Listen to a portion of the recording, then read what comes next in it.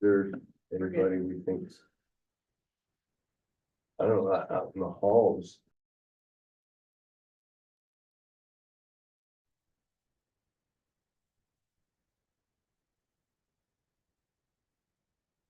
Have any heartburn between 8:57 and 9. So, Well, it must be 9 o'clock somewhere. yeah, good. Okay, we will reconvene the meeting after the executive session. The next item on the agenda is approval of the agenda and approval of minutes from meetings 8-24 and 9-24. First of all, does anyone have any changes to the agenda? Okay, seeing none, did anyone peruse the minutes from 8-24 and 9-24? Mr. Chairman, I move that we approve the minutes For both meetings? for both meetings. Okay, it's been moved and seconded. Any discussions or corrections to note? Mr. Chairman, I had one small correction. I don't remember where it was exactly, but we talked about reappointing me on the Idaho Power IRP. And it says Brian Olmstead was appointed to a commission, and it's just a committee. It is not a commission. That'd be the only Okay. change. just All right, from with commission to that committee. one correction, Jennifer, we're good to go. All in favor, say aye. Aye. Any opposed? Motion carries. Okay, we're up for public comment. John.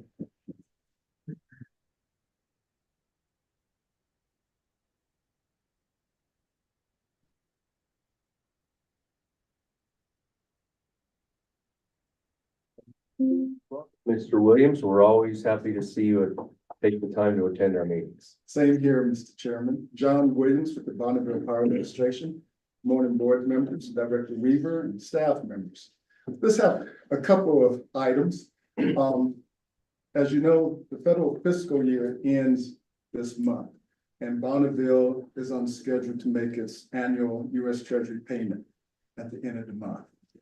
So you'll be seeing probably an email from me on that press release. So that'll erase the federal deficit for a few minutes. Seconds. Well, I don't know about that. Whatever they do in Congress, as you know, Bonneville, in terms of if they can't settle their budget issues, because Bonneville's budget is separate from appropriations, Bonneville continues. Okay, And it's a great question because sometimes I do get asked about, hey, what happens with the Corps and the Bureau? Will they still be able to maintain the dams? Well, Bonneville back in 94, 95, entered into an agreement with the Corps and the Bureau where we will provide direct funding so that if times like this happens, their maintenance staffs will continue to get paid. So it's something to know. okay, Like I mentioned, just a couple of things. The last thing, and I think you guys are aware of Albany Falls Dam, okay, further. Bonneville is making this a high priority. And we're working with the Corps of Engineers of funding. Each of the federal dams that we get generation from, be it the Corps or the Bureau, there's a power cost allocation. Albany Falls, Bonneville, power allocation is 98%. So we are on the hook for a large portion of that funding. And we're working with the Corps. They're trying to find, as a matter of fact, the Seattle district of the Corps is working with the Walla Walla district to find a contractor who works on finding contractors, private sector companies who actually build and construct hydro gates. So it's all hands on deck. So, and with that, the Corps is looking to have a public meeting on October the 7th. The location hasn't been confirmed because they're still looking for a couple of places. Once that's confirmed, it's going to be publicly announced. And at that meeting, Bonneville's vice president for power operations will be attending.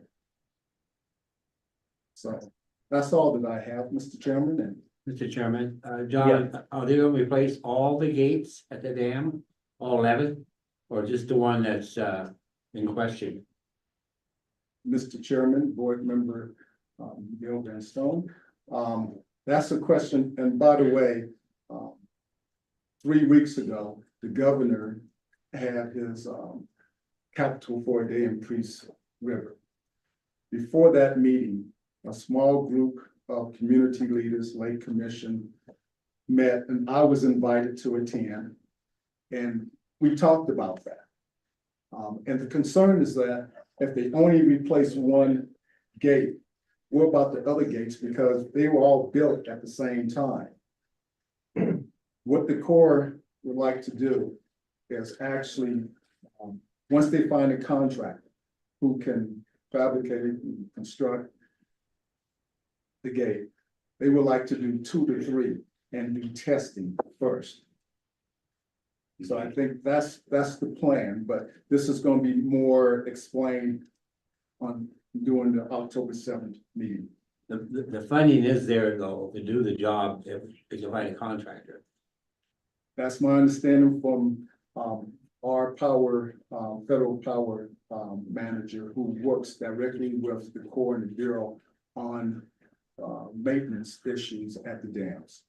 Okay, thank you. Thanks, John. Okay, all right. Any other questions for John? Al, you're okay online? I'm good. Okay, all right, thanks, John. I was with the governor on Tuesday and it's top of mind with him, so I think he'll appreciate some action taking place. Thank you. Okay, Jennifer, did anybody else sign up for public comment? I look around the room, probably not. Okay. All right, next on the agenda is the financial report. Is that coming from Neely? Yes, it is, Mr. Chairman. Morning, Neely. Good morning, Mr. Chairman. Today I'll be giving the financial status report. As of July 31st, 2024, the board's available and committed balances are as follows. In the secondary aquifer fund, you have a cash balance of roughly $38.3 million, a committed balance of approximately $36.1 million, and an uncommitted balance of approximately $2.2 million. In the revolving development account, you have a cash balance of approximately $38.3 million, a committed balance of roughly $32.6 million, and a loan principal outstanding of $18.6 million, with an uncommitted balance of approximately $5.7 million.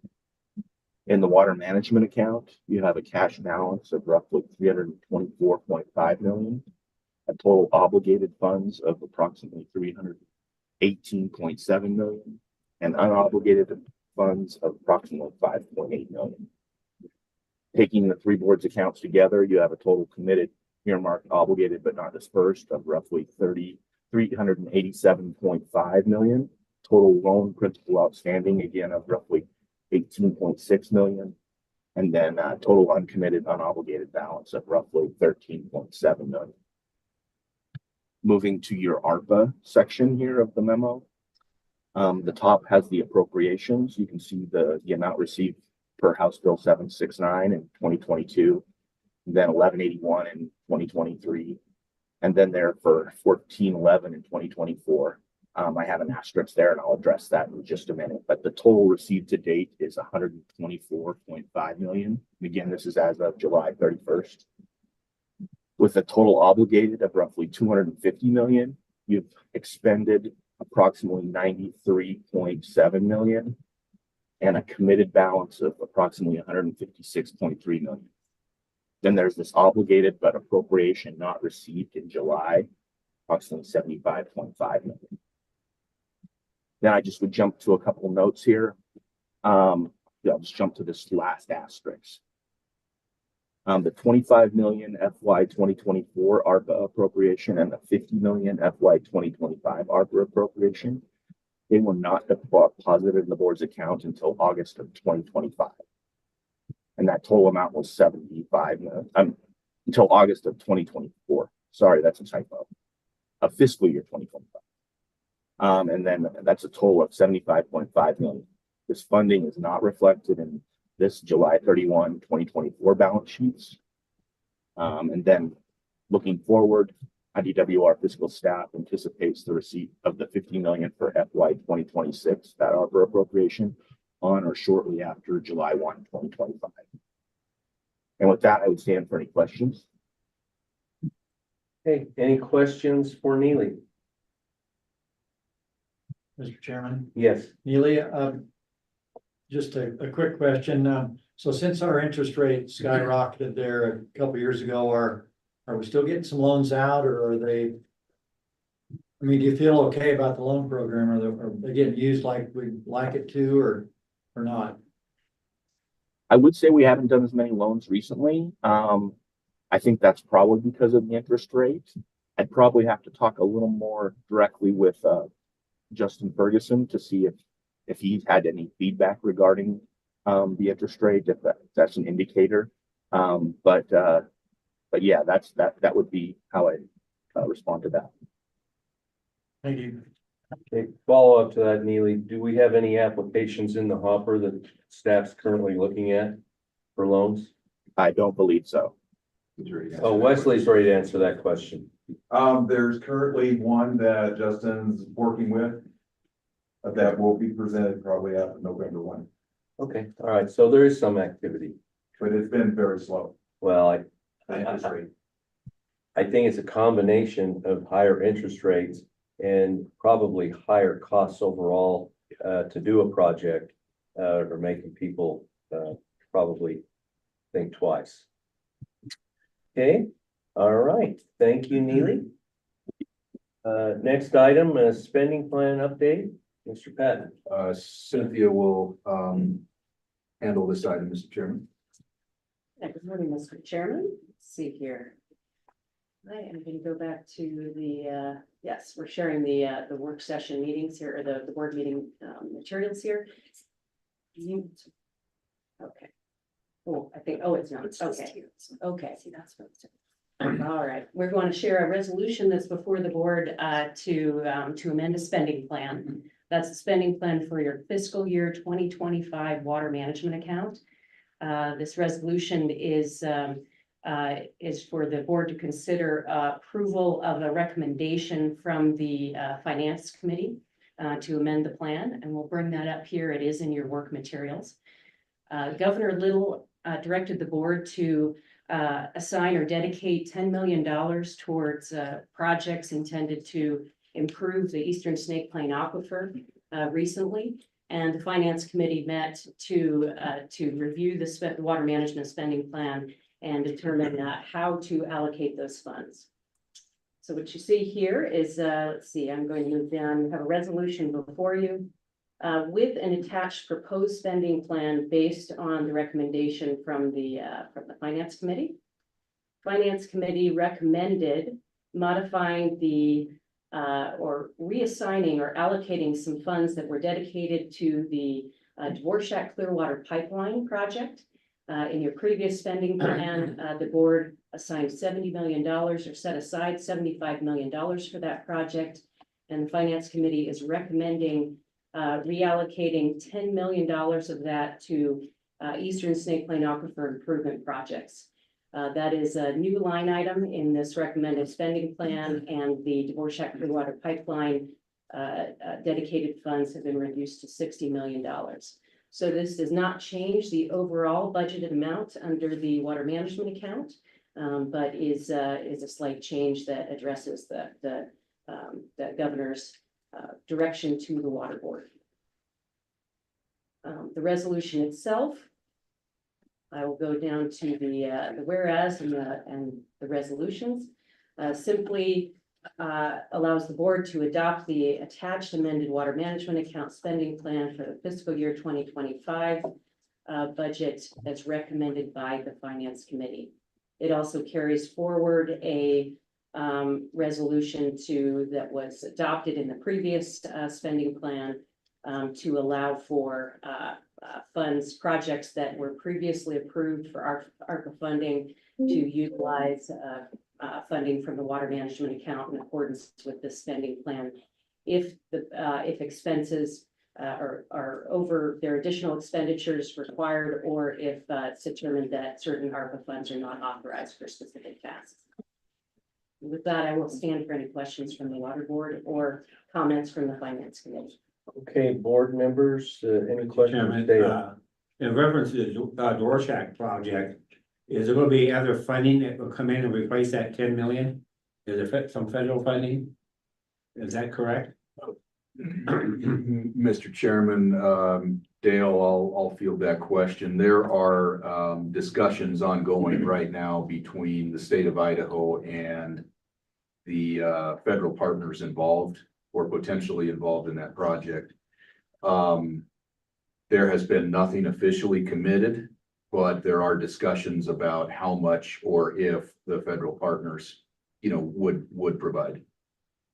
So it's kind of up in the air a little bit. It's still up in the air. This overall project is still really at the initial formation stage, and there hasn't really been a definite plan or funding proposal put out there yet. Okay, So all the partners are still trying to decide, really who should pay for what pieces of it. okay, I'm good. Okay, any other questions? Mr. Chairman, then I'll move that we go ahead and approve this resolution as presented here. Second.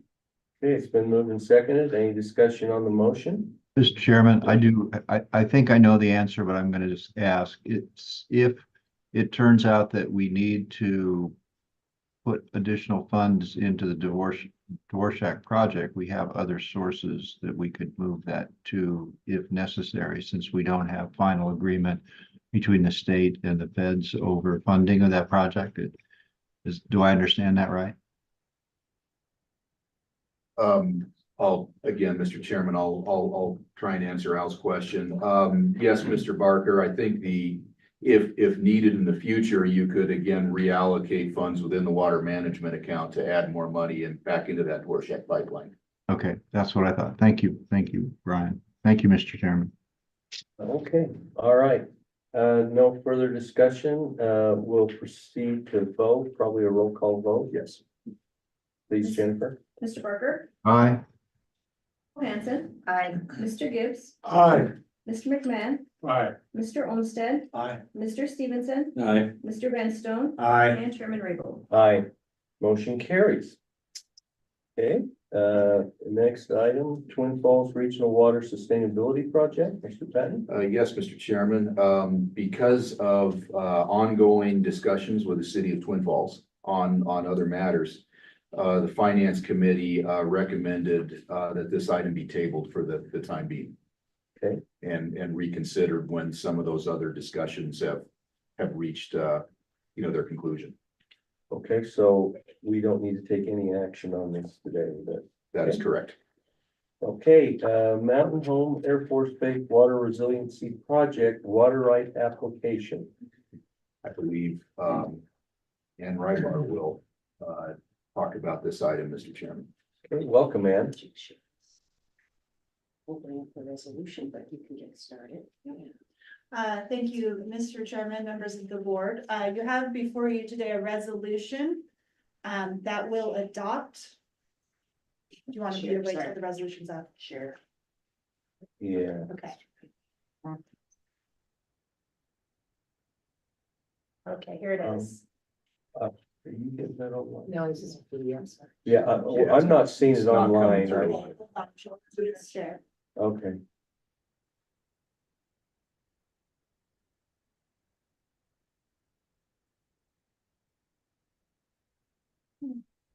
There, now our online partners can see. Okay. So this resolution addresses water right application 02105556, which is our new water right application for wintertime use on the Mountain Home Air Force Base. That application was protested by several entities. And we have before us today two stipulations between the board and the Idaho Power Company and the board and Elmore County resolving their protests to this water right application. The stipulations are attached to the resolution, and we did discuss the details of those during the executive session. If you have any additional questions for me about those stipulations, I can answer those now. Otherwise, we're looking for an approval of this resolution, and it authorizes me to go ahead and sign those stipulations and get them filed with IDWR. Okay, any questions for Ann? Mr. Chairman, Ann, is Yes. this, do you expect a motion to approve both resolutions then? It can be one. Mr. Chairman, Brian, it is both stipulations included in one resolution. In one resolution. That's correct. Okay, any other questions? Al, you're okay? Yeah, Mr. Chairman, I would move to approve the resolution. Adopt Okay, there's- the water rights with the conditions approved by, or agreed to by Elmore County and Idaho Power. Okay, thank you. Is there a second? Second. It's been moved and seconded. Is there any discussion on the motion? Yeah, you want to roll? It might be safe. Yeah, let's do a roll call on this. Mr. Barker, Aye.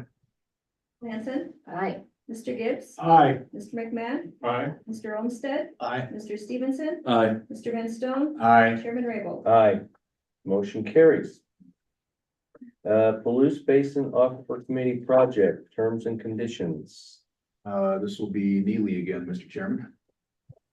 Okay, we're gonna adjust our, Yeah, we're going to, Mr. Chairman, we're gonna let Neely share from his computer. okay. Thank you, Neely.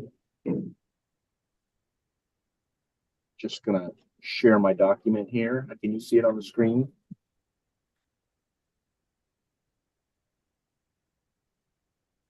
Yes, we can. Okay. Today you'll be asked to consider a resolution to approve terms and conditions for the Palouse Basin Alternate Water Supply Project.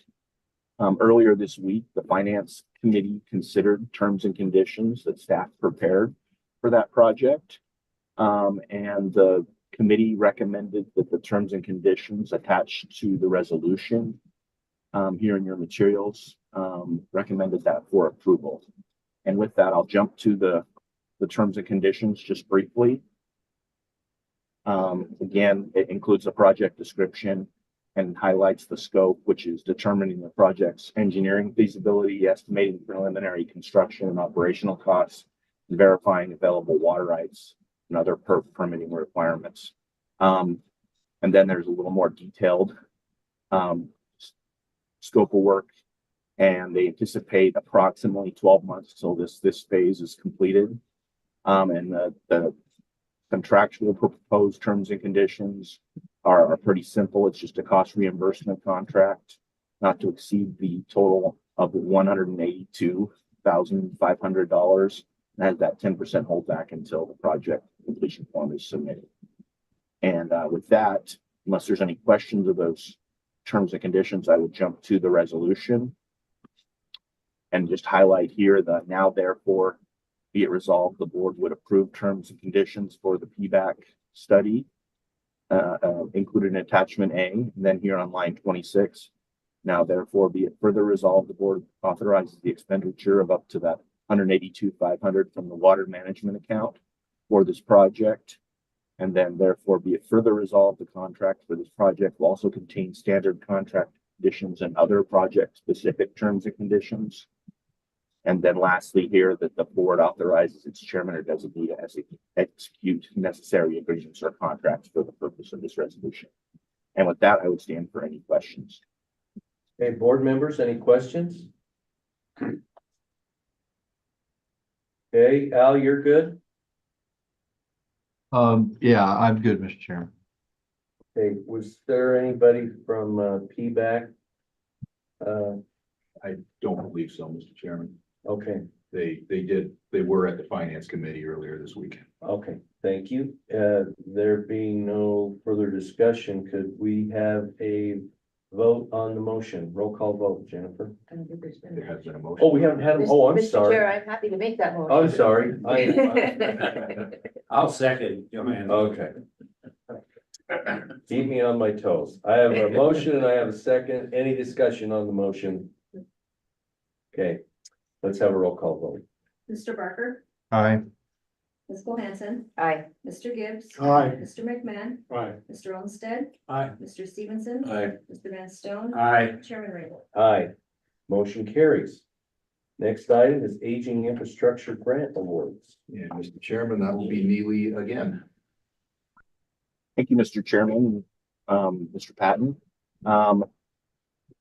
Just a brief background here, the application period for that 5th round of aging infrastructure closed on August 2nd, and the board received 23 grant applications requesting approximately $12.4 million. And here's sort of the breakdown by round of requests. You can see round 1, 2, 3, 4, and then the round 5 is requesting 12.4. Just wanted to highlight or remind you again of some of the key elements of the criteria. The grant award limit is $2 million. Board portion cannot exceed 1/3 of the project costs. And then no more than 50% of the total budget may be spent in a single board district, although the board could waive that if necessary or if there was no competing demands. Staff has evaluated, scored, and ranked these applications according to the criteria adopted by the board. This ranking was considered by the Finance Committee earlier this week, and the Finance Committee recommended that the grant funding awards in attachment A to a resolution in your materials be made according to attachment A, and that would allocate the full almost full 12.5. This would be $12,394,270.60.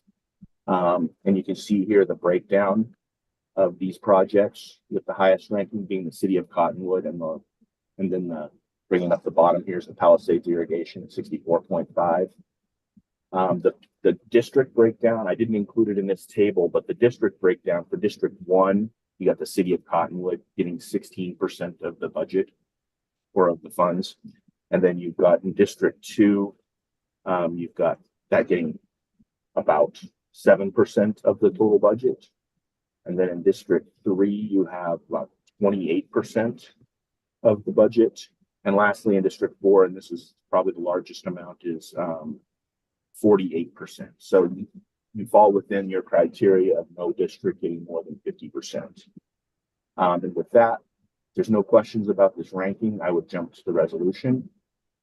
Mr. Chairman, could I just interrupt? Neely, could you tell us real briefly about the Cottonwood and the Montevideo two highest ranked projects real quick? Sure, I have included some project summaries here, just briefly. So I highlight that there, that here their funding request is for the city of Cottonwood is to replace and expand the city's wastewater reuse irrigation system. The city's treatment facility did not meet some standards, and they're working to find ways of expanding their water reuse system and work will consist of constructing a reservoir capable of holding 77 million gallons, expanding the reuse area, and replacing the existing irrigation system. Right. Then on the Monteview Canal Company, they pump groundwater from a well field into a 10-mile length of unlined canals that have seepage. The applicant claims the pumps and components along the delivery system are dated and inefficient. Work on the canals will include lining sections and installing electric head gates. Work on the pumps will include installing automated controls, flow meters, variable frequency drives, concrete tie-ins from the pump outlets to the canal. And excuse my ignorance, but where is Monteview? Ooh, that is actually, it's in Yeah, that's in kind of in my neck of the woods. That's just northwest of the Mud Lake area. Okay. So are those two projects, we're allocating 2 million, those sound to me like those projects are going to be a lot more than that? They are. They will be significantly more than that. I don't recall the total costs off the top of my head right now, but I can get those for you. No, that's not necessary. All right, that's all I had, Mr. Chairman. Thank you. Neely, just to clarify, they fit into the criteria of how much grant money and how much matching money is required to participate? Absolutely, yes. They would not have ranked anywhere near that high if they did not meet that. So yes, they're significantly over 2 million. They're capped there at the 2 million. Okay. All right, any other questions on the resolution and the attachment of the approved grantees? Mr. Chairman, Yes, I would move to adopt this resolution. I think it's an excellent slate of candidates or potential grant applicants. I think I'm trying to pull it back up. Was there 23 applications? yes. Yes, 23 applications spread against all the 4 districts, and yes, Cottonwood is in District 1. That's my motion to approve the resolution. I'll second. Okay, is there any discussion on the motion? There being none, we will proceed to vote. We have a roll call vote, please, Jennifer. Mr. Barker, Mr. Chairman, I'm going to vote aye, but I have to recuse myself from 3 of the projects because they're firm clients.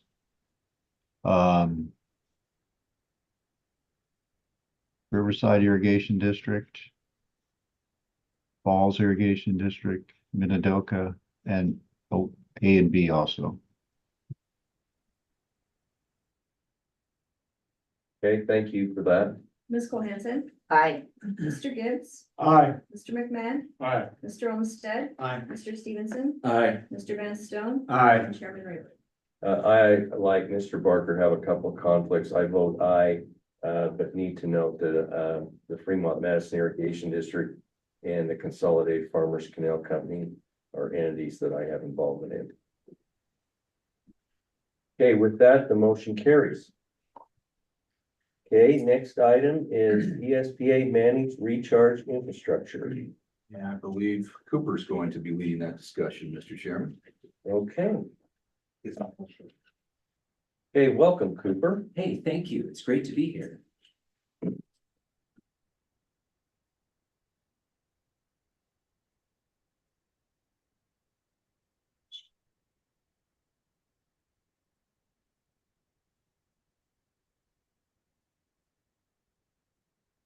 Your presentation. So I have it in the See you. What that, And it's not one you'll find. Yeah. what that picks up much, you know, Yes. I know it. Well, it's down. If it hears your voice, it turns to you. It makes it so I can hear what's going on. you know. Yeah. It's amazing.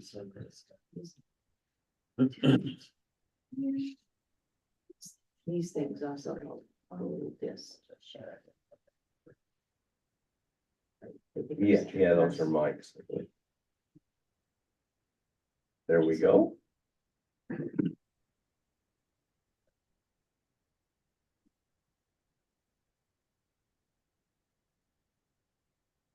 Thank you.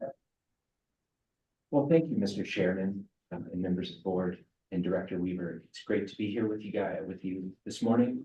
My name is Cooper Fritz, and I coordinate the recharge program above American Falls Reservoir. And I'm excited to go over with you some funding proposals for dedicated recharge infrastructure. This is the first round, I hope, of funding proposals. I hope to have another group of proposals for you at the next meeting.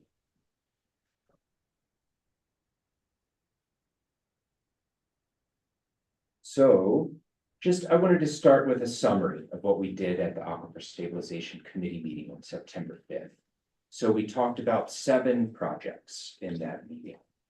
And they're shown here on this map. Their spatial locations are generally shown, along with location of American Falls Reservoir and Idaho Falls. What's exciting is the geographic distribution of these, I think. But in any case, funding was recommended for 4 of these projects. And they're shown generally in the pink, with these dots in the pink. And the resolutions are included in the meeting materials. One project shown in the green, that was presented by Progressive Irrigation District. And we actually pulled that one because we just considered it to be too risky. What they wanted to do was dynamite a hard basalt layer in order to access a fractured basalt layer below it. Number one, We felt that the seismic wave generated by the dynamite could collapse local domestic wells. So that was number one, we found rather risky. Number two, ultimately it was a 6-acre basin at the floor. And we weren't convinced that the fractured basalt layer was below, in a consistent manner, below the basin. So we removed that one from consideration. And then we have 2 projects remaining for full board consideration today that came through the committee without a recommendation. Now those projects are shown here in yellow.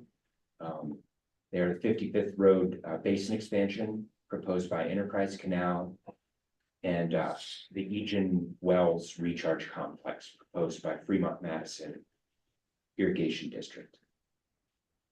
So we'll work south to north. We'll start with a brief overview of the 55th Road expansion, and then we have a kind of funding matrix, if you will, so we can kind of compare these sites, not just to each other, but just to get a general idea about how we can examine these projects moving forward. The 55th Road Basin expansion proposal was amended yesterday evening. So it's different than what is in your board materials. And so one of the changes is that they provided the results of their continued recharge operations there. So we said in the original meeting materials, I think, they got 2 or 3 CFS per acre, and we expected that to increase with operational familiarity. I want to pause here and say that the South Fork is a very productive area for basin recharge. We do not see that across the upper valley. This is an area that we think can achieve really high rates of infiltration, and apparently they have. They have 6.5 wetted acres in a 30-foot deep basin, and it recharges 40 CFS. So that's about 6.15 CFS per acre. That's higher than we've seen elsewhere, but it's also a much deeper basin. So the weight of that water forces it down. So what they want to do then is their current basin is shown here in purple. They purchased a 21-acre parcel directly adjacent to it, directly to the north of it. And what they want to do is excavate 7 acres directly adjacent to the existing basin, down to 25 feet below below ground surface. One of the changes here, probably the major change, is that they do not propose to haul off the material in this case. This will probably give us about 35 CFS of recharge, assuming that the 25 feet depth recharges less than the 30-foot depth. And they also just want some engineering oversight, and that's due to site-specific necessities, the installation of a fence, dust abatement, traffic control in the area, and just general construction oversight. So that's this project as proposed, as amended.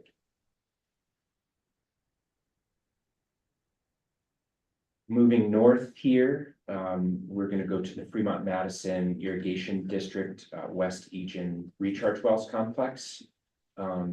It's shown, basically what they did here was they drilled a test well in the spring of 2024, and the well achieved about 10.5 CFS recharge, which is going to seems to be about where we can land with a well. And so, I think they consider that, and I consider that too, a successful well. So based on that, they want to drill 10 additional wells. So that'll get them about 105 CFS of additional recharge.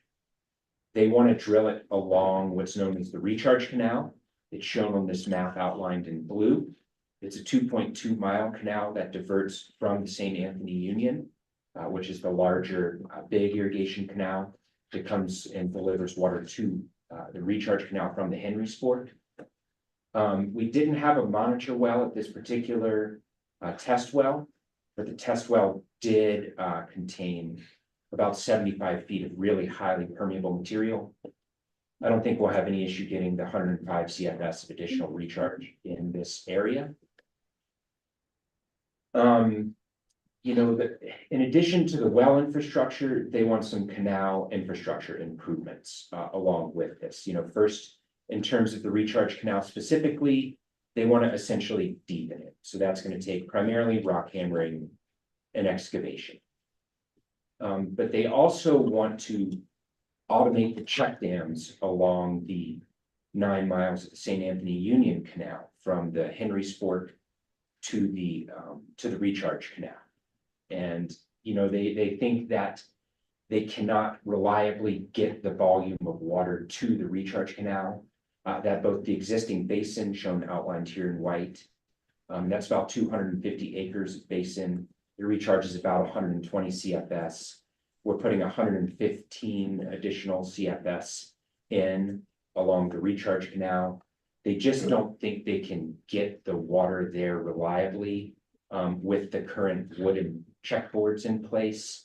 I guess, you know, their water master doesn't love going out on an April morning and removing wooden checkboards from a 400 CFS flow.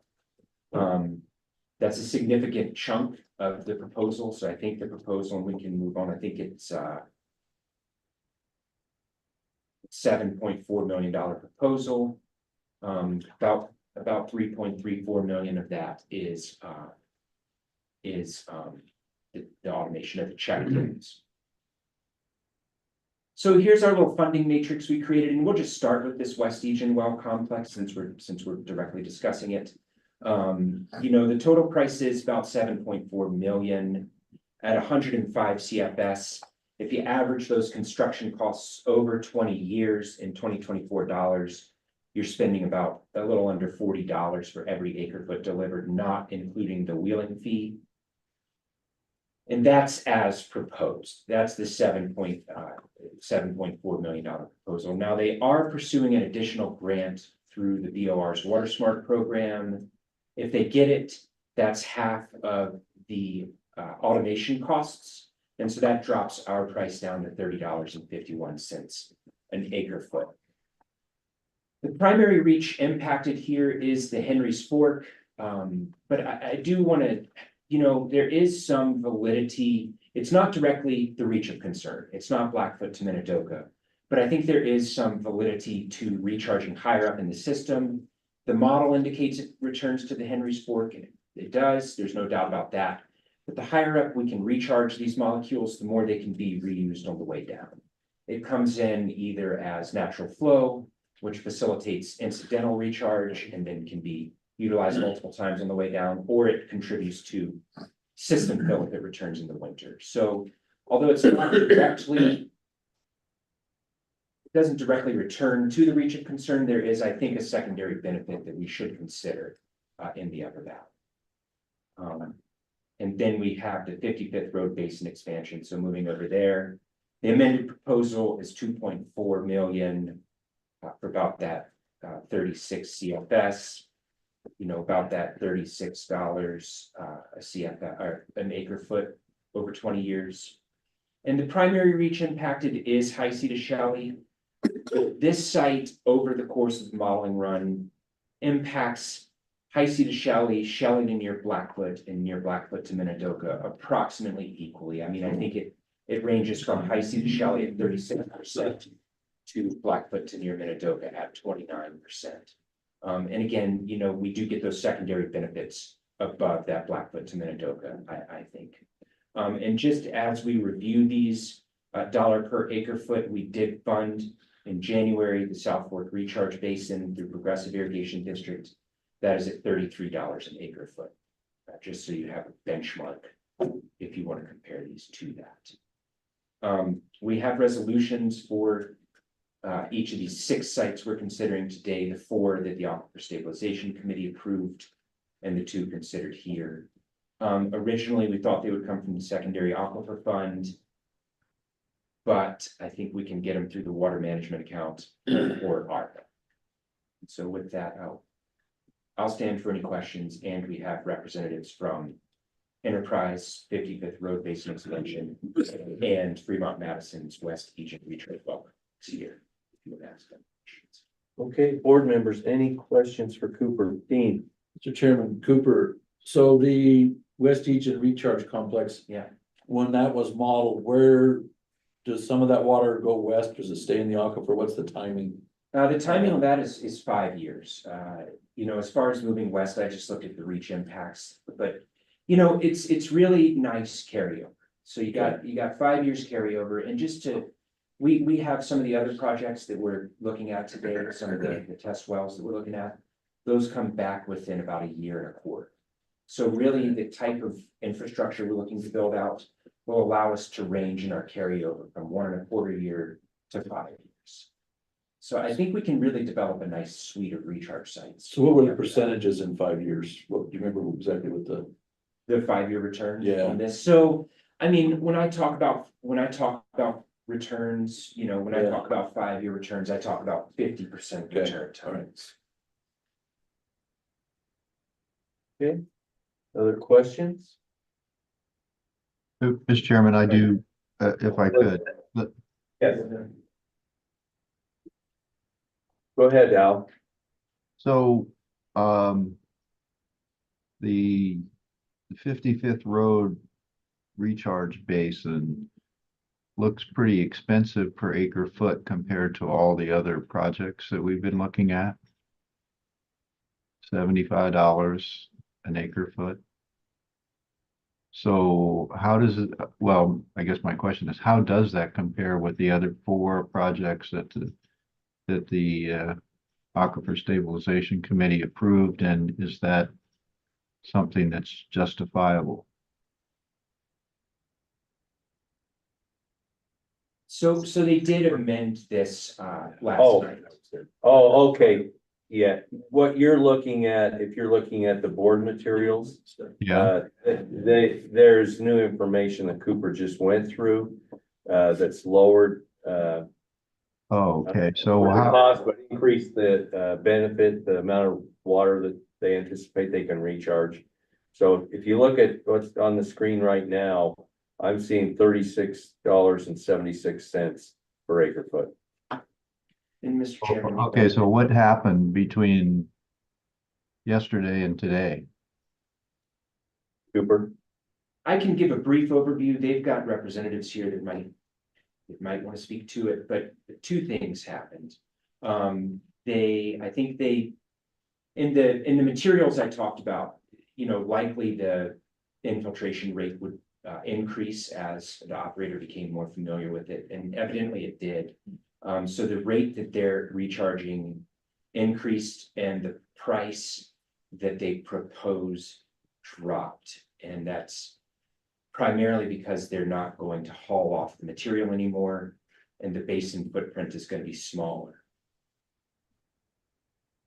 Okay, does that answer your question? I It guess. looks like we have a representative from the 55th Road site who can maybe give us some more information. Patty Zobot, welcome. Thank you, Mr. Chairman. Al Barker, the reason why it changed so drastically is exactly what Cooper said. We're no longer hauling it off. And so that reduces the wetted area of the basin. In order to compensate for that, the proposed amended proposal will deepen it, which increases the recharge rate based on our experience with the adjacent pit. So this is a proven location with very high recharge rates per acre, and the hauling off material reduces the wetted area. But if we go deeper and displace material adjacent to the pit, then that saves all of the haul off. It does result in there being amount of material adjacent to the recharge pit. So that material will be there until it's sold or moved through other means. So that's the main difference. Does that answer your question? So do we change the cost too? Yes, so the cost was originally 6.2 million, with the majority of the cost being related to hauling off material at an Oh, I estimate of $10 per cubic yard. And when we reduced the size of the basin and deepened it, we were able to store material adjacent to the basin. So it's a trade-off, and And if the basin's ever to be expanded in the future, that material will have to be removed. So you'd have to remove the overburden and then the material will to expand the basin in the future if the site continues to be as productive as it has been in the past. Great, thank you. Okay, Mark, Mr. Chairman, my thought is, okay, you're not gonna haul the material away, so you're gonna bound it. Over time, if there became a need or a buyer for that mounted material, could that then be removed and the basin size increased over time? Mr. Chairman, Mr. Gibbs, yes, so the proposed site has been very good for recharge, and yes, that could still be expanded in the future, but that material would have to be removed. I think this gets the site moving up and recharging as fast as possible as soon as next spring. Thank you. okay, Brian, I believe you had your hand up. Mr. Chairman, Hattie, will actually just more comment than question, but I was there with Daryl when we dedicated, and Hattie, the 55 roadside, and the governor was there, and everybody spoke about the problems that the aquifer's having. Matt's been in the middle of it for a year. And we said at that time, or at least I did, that we needed 20 sites like this. And we've got to replace the incidental recharge that we've lost due to changes in irrigation practices and development over the past 20 years. And the only good way to do that is either with new managed recharge, replace the incidental recharge, or hopefully our new conversion project. But I drive around this area a lot, mainly when I'm on these type of things, and I don't see big gravel piles that are just sitting around. Gravel has a value, dirt has a value. It might not all go in one day. And so we need injection wells and the recharge pits. In the South Fork, I think the recharge basins are, it's a lot of alluvium, it's a lot of gravels. It takes water, and the gravels filter the water well. In other areas that are salt, probably New Sweden and up into the Fremont, the wells are probably the way to go. Anyway, we don't want all our eggs in one basket. We're gonna need more of these recharge pits. We want to leave them looking as nice as we can, and I think the contractors know that, and the irrigation companies do, but it might take a couple of years.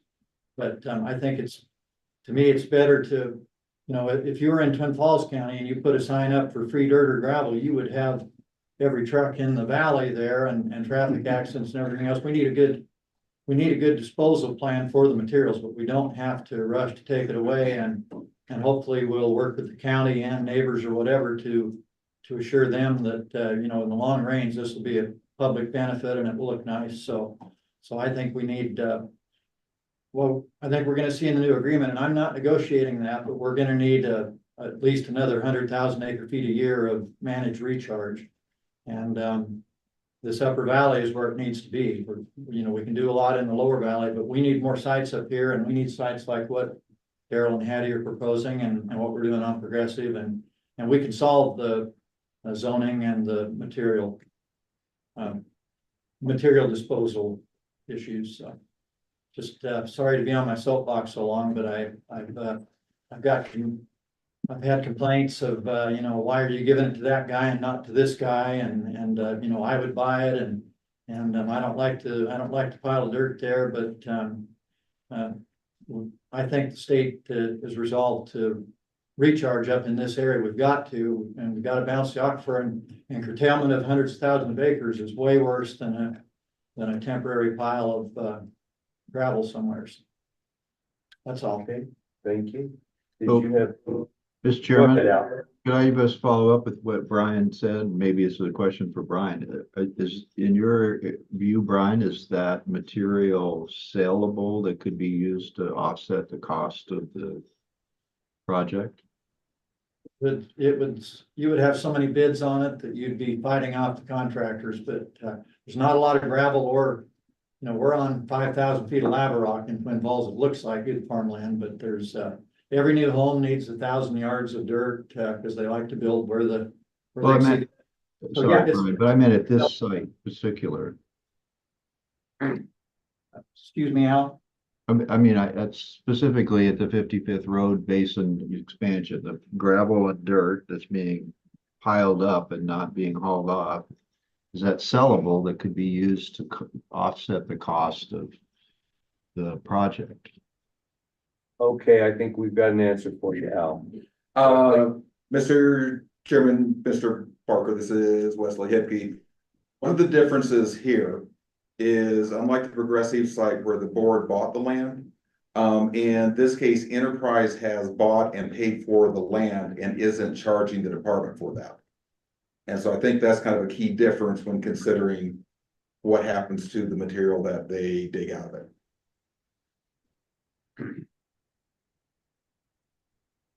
Okay, so just to clarify, Not The sure. I agree with project- that, Wes, but the project costs here are for excavation to create the recharge basin. Mr. Chairman, that's correct. This is excavation to create the recharge basin and the berms around the site. Also the permitting and the plan is required to complete the project safely and traffic control for any construction companies accessing the site. And the zoning requirements that are needed. Okay, does that clarify that for you, Mr. Barker? well, I understand it. I don't agree that just because we don't own the site, that the cost of selling the material that we're paying to excavate shouldn't be used to pay for the cost of the project. There were a couple of double negatives there, but let me rephrase. Yeah, I think we should include the cost of selling the materials from the site as part of the project cost to keep the cost down to the state, so we have the ability to spend money on recharge projects in other places as well.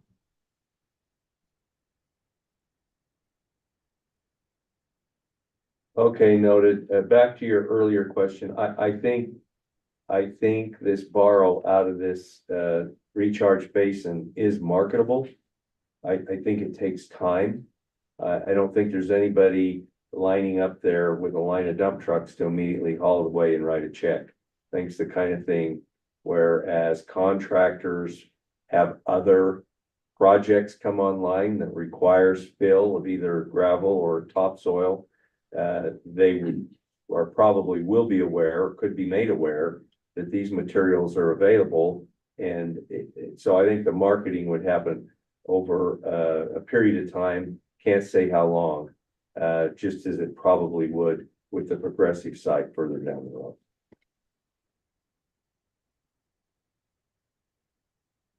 Okay. Okay, any other questions on the 55th Road expansion? Mr. Chairman, I got one, agrees with the resolution, we got the $6 million, but it's not gonna. Well, I show on my screen, we still have the $6 million there, but There's another. I think we will see an updated resolution Oh, that yeah, we will. that's where I'm going, yeah. Okay, all right, and, okay, so is there any other questions on 55th Road? Okay, let's look at this West Egan recharge well complex while because we've had some discussion on that. Are there any questions on that project? On the West Egan wells? Yes. Yes. And they too have a representative. Maybe just one, Mr. Yeah. Chairman Cooper. So it has been applied for a Water Smart grant. Those have been pretty high percentage approved, haven't they? And my understanding is, yes, they have, and my understanding is once they get a source of funding like this, it makes them an even higher rate of approval. Okay, we have a representative here from Fremont Madison. Aaron, do you have anything you'd like to add, or are there any questions for Aaron Dowling from Fremont Madison? Okay. And I am conflicted in a number of different ways on this project. So I'm going to completely abstain from any discussion or especially voting. Okay. All right, so Mr. Patton, it looks like we have a number of resolutions that we need to take, determine whether to take action on or not. Do we want to just take those one at a time? I think that might be the safest way to go, Mr. Chairman, so that Aquifer Stabilization Committee recommended for your approval, each of those test wells that Cooper mentioned Okay, and were discussed earlier this week, and each of those has its own separate resolution. Then you have an a resolution for the 55th Road and a resolution for the Egan. okay. Are those resolutions on the test wells, basically the same, Cooper? Basically, yes. Okay, I would propose that we bundle the resolutions on the test wells into one motion, if that pleases the board. And then we'll take up the other two separately. Okay. All right, so maybe you could just briefly walk us through those. Is there 3 or 4? There are four. of Four. these. Let's just kind of quickly walk us through those. If there's any differences, let's point those out. I mean, the primary differences are gonna be the location. Yes. And the costs. And so this is Aberdeen Springfield's Vanderford Road site. The cost for this one is, I think, $296,500. You know, I can tell you a little bit about the project, but suffice to say, I'm very excited about these, the opportunities that we have. So if there are no specific questions, I'll move on. I have Yeah. a question, Cooper, Mr. Chairman. Yes, Or did, I'm like, go ahead. how come the cost was higher on that one than the other test wells? It's just got to do with different consultants wanting different, you know, basically, this company wants the option to go deeper should they not find that permeable zone they're looking for. It's almost a contingency, you could call it. We don't have to go that deep. We stopped earlier, at the Egan site, and I don't imagine we'll go to 350 feet. But they just would like the option to. Thank you. Okay, any other questions? Okay, let's move on to the next one. The next one is Peoples Canal Company Test Recharge Well. This is located at a basin that they own that underperforms in its infiltration rate. This is rather the story of the Upper Valley outside of the South Fork area. Basins just don't recharge at a very productive rate per acre. So this one is kind of northwest Blackfoot, Moreland area. And we are at 135 for this. So all of these include a monitor well also. So the test recharge well and the monitor well. Okay, Yeah, any questions? Any questions on that one? Company well? okay, next one. Again, I'll just comment, those both directly impact the region concern, so. Osgood Recharge Project Test Recharge Wells is the third project we're looking at. These are actually 2 wells, 2 recharge wells, and 2 monitor wells. This is in the Osgood area. So for these are 250,000. Okay, any questions on this resolution? Okay, next one. And then we have the head of the basalt, New Sweden Irrigation District test well, again, at the site of an underperforming infiltration basin, or an infiltration basin that doesn't do that 6 CFS that we see in the south per acre. And that one is $256,000. Any questions? Am I rushing you out, or are you okay? I'm good. All right, so that would be the 4 resolutions that we bundled. That's right. Okay, if there are no other questions, the chair would entertain a motion to adopt these 4 resolutions. So moved, Mr. Chairman. Now second. Okay, it's been moved and seconded. Is there any discussion on the motion? There being none, we will proceed to vote. Jennifer, could we have a roll call vote, please? Mr. Barker, Aye. Cole-Hansen, Aye. Mr. Gibbs, Aye. Mr. McMahon, Aye. Mr. Olmstead, Aye. Mr. Stevenson, Aye. Mr. Grunstone. Aye. And Chairman Raybould. Aye. Motion carries. Okay, on to the next resolution. Next one, 55th Road expansion site, basin expansion, Enterprise Canal Company. This is, I guess, we'll go back and amend the resolutions real quickly. This was amended yesterday at 4 p.m. So, the actual price is that 2.3 million, 2.4 million. Let's go. But the other thing is, it comes from the water management account, or ARPA, is the other major change here. Oh, okay.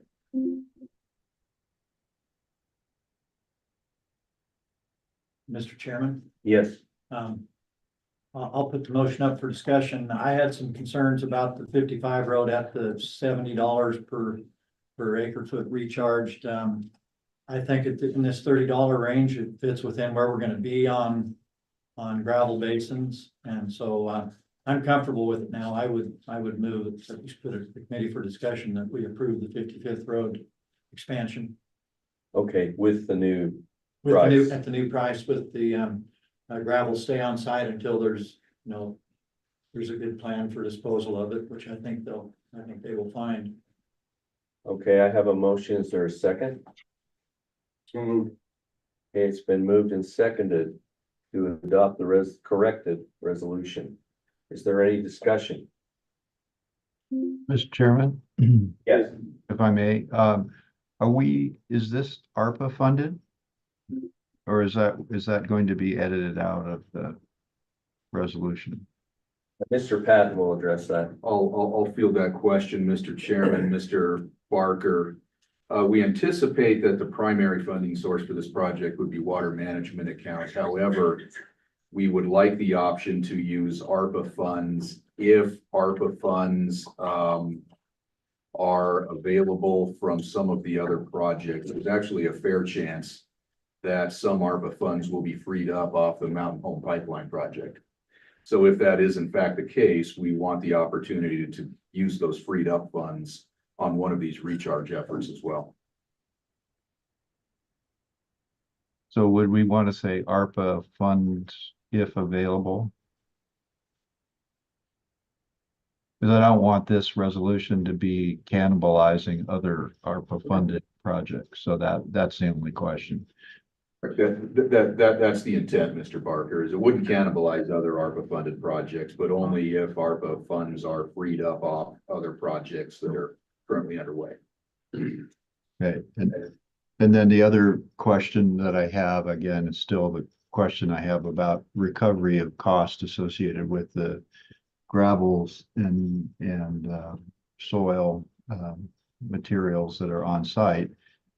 If it's $5,000 worth of stuff, it's not worth arguing about. But if it's $100,000 worth of material that could be accumulated and used for the project, it seems like it ought to be done that way from my perspective. And I don't know, Brian, if your motion anticipates that. It just said something like we'll figure it out, just a disposal situation later, and maybe that's good enough. But I just want to raise that concern again before voting on the resolution.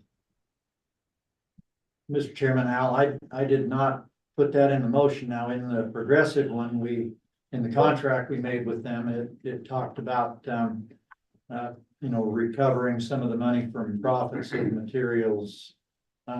We bought that property in the progressive one, so that was somewhat different. This one, the canal company bought it. I don't think it's near the volume of material, but I did not put that in motion. Mr. Barker, I think just to follow up on Mr. Olmstead's comments, I think in the case of progressive, it's we purchased the property, or we funded the purchase of the property. So in essence, the materials revert to us. In this case, we did not purchase the property. What is contemplated here is the excavation and other work that needs to be done to create the basin for the recharge opportunity. And so I think it's two different things. you could say, yeah, we should be able to recover that, but it's really not our property. So I think we need to segregate that and see how we manage that in the future, should there be an additional expansion at this site. So, Mr. Chairman, I guess I would disagree. I think we are paying to get that material out of the site for the, to excavate it. And if we can reduce the cost of excavation by paying, by selling the material that are excavated, we ought to be able to recover those costs. But again, if it's not enough to argue about, I don't think we should argue about it. But I do think that if there's a significant amount of value there, it's part of the cost of doing the excavation, part of the value of doing the excavation. So that's just my view. Okay, I just to counter that, and then would there be an expectation on the part of Enterprise that we would pay them for the use of the then created basin? Because it's theirs.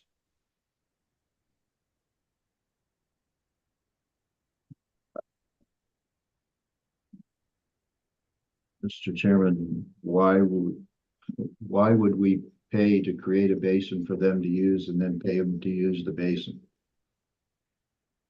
I don't know. I guess maybe we're talking past each other. I don't think it's that much money. What are we talking? A few dollars a yard on how many yards? Mr. Chairman, 250,000 yards approximately, and I can't speak to the cost. Daryl? Mr. Chairman, members of the board, probably pit run, you're looking at $1 and $1 a yard. But Mr. Chairman, and if I can I address Mr. Barker's question just briefly or not? Sure. Okay. Thank you, Mr. Chairman and members of the board. Mr. Barker, we're trying to figure out how to do recharge in the Eastern State Plain. The difference between this piece of ground is probably substantially different. It fills the Neely Reach, which takes water to Twin Falls, according to all the water people that talk to me about water. The other thing is this property has 178 feet of gravel, and it's got a really poor surface, so it takes a lot of water. Enterprise coming, we asked for 6.1 million, 6.2 million, and then I was informed that there's no more money. So then we went down and we said, okay, are we going to figure out how to recharge in the Eastern State Plain or not? Is it a project worth dropping? I've been in the construction business all my life, Mr. Barker, so I understand what it takes to move earth. And this property has less topsoil on it than any other parcel around that you guys have done. And so what we're trying to do is just get it to where we can get water in the ground while we got water. And as we go, we'll try to work and expand that area. We're not asking for the full 6 million. I think we're too conservative where we're at, but if that's the deal, that's the deal. And the canal company already owns the gravel or owns the property. And so we own the dirt. We're trying to figure out how to help recharge, because the farmers that benefit from this water at this location and this place not only puts pure water into that aquifer, but this goes down to help those Bingham groundwater guys, as well as it fulfills, according to the graphs, according to the water people, hydrologists, it heads to that Needy Reach. This project's a little different. So I've been asked to cut back the cost. And if it was the other way, Mr. Barker, I agree with you wholeheartedly that if you're gonna spend 6.2 million, maybe you ought to have some of the resource there.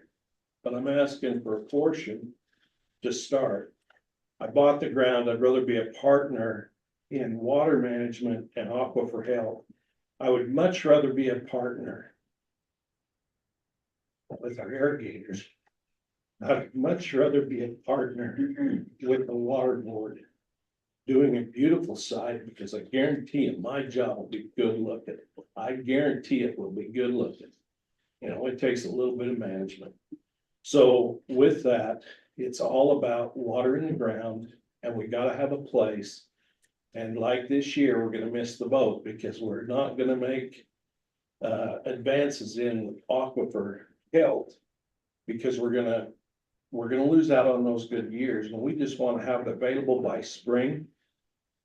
I just been over and asked Wesley, I wanna start digging this fall if at all possible. And I wanna be able to have it ready by spring. We already have the infrastructure. You guys paid for all that. You paid for the head gate. We had to get a permit from the Army Corps of Engineers who owns the channel on Sand Creek. And we've put the pipe in. We've done everything with our existing grant to the point it's even more than that. But I want to be a partner with the state. I want to be a partner with the water users of our state and our community. And this is a simple, what little bit of dirt, what little bit of gravel is going to go is going to be insignificant to the amount of water it can return. If we can get 70, 80 CFS in the ground, that should be the goal. And that's my goal, but I want 100. And Hattie keeps talking me down. Then I want 120 and Hattie still talks me down. So there you go, Mr. Chairman. Okay, all right. Okay, so just to clarify, Brian, your motion is to approve the resolution as printed with the corrected dollar amount. Yes, and same thing as you said, Mr. Chairman.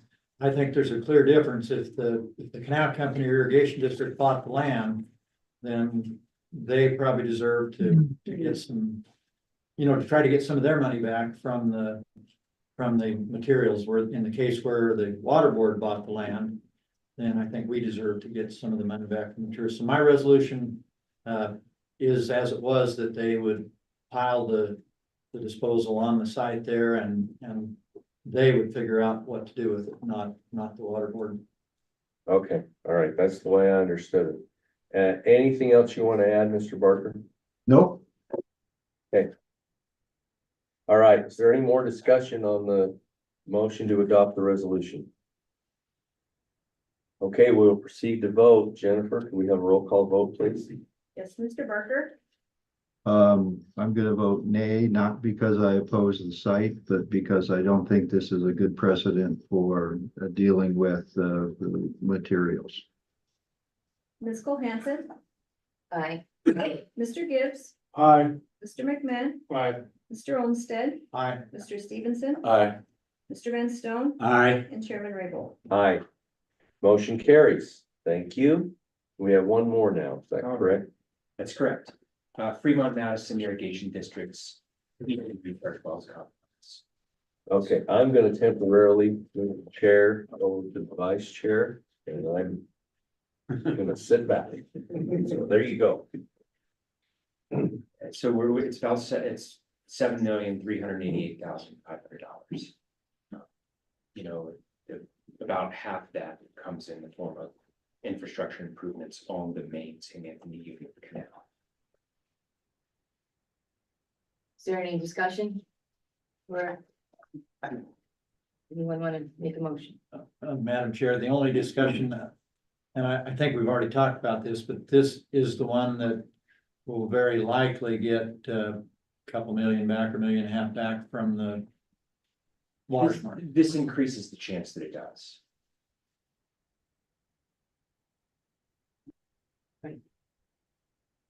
Madam Chairman, Yes. I'd like some clarification on. We're proposing $7.4 million. And there's water smart money that may come back on that. Does the water smart money offset some of the $7.4 million? Does it go to the canal company or does it go to us? It would go to the canal company. And then the requirement they would just need less than the $7.4 million. That's right. Thank you. Okay, it's a good clarification. And if I could, Madam Chair, one more comment, because sometimes I hear that, you know, the crisis seems to be in the Blackfoot Reach Gaines. But I don't worry too much about whether it's in the if the Reach Gaines come to the Henry's Fork in the summertime, those Reach Gaines are going to be gobbled up by seniors above Blackfoot. But But for 6 or 7 months of the year, those reach gains are gonna come to American Falls Reservoir, which realistically fills it faster and gives a better chance for more water in Palisades, which then we use another year and we can put into other recharge projects, so I like recharge projects anywhere in the, above, I mean, I like recharge projects anywhere, but anywhere above American Falls ends up in American Falls for the majority of it.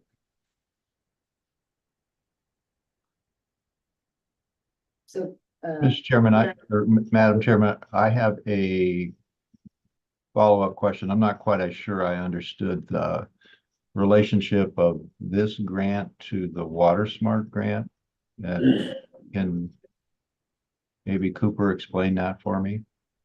Yeah, this is a standalone proposal for the entirety of, so this proposal includes construction of the recharge wells, deepening of the recharge of what's known as the recharge canal.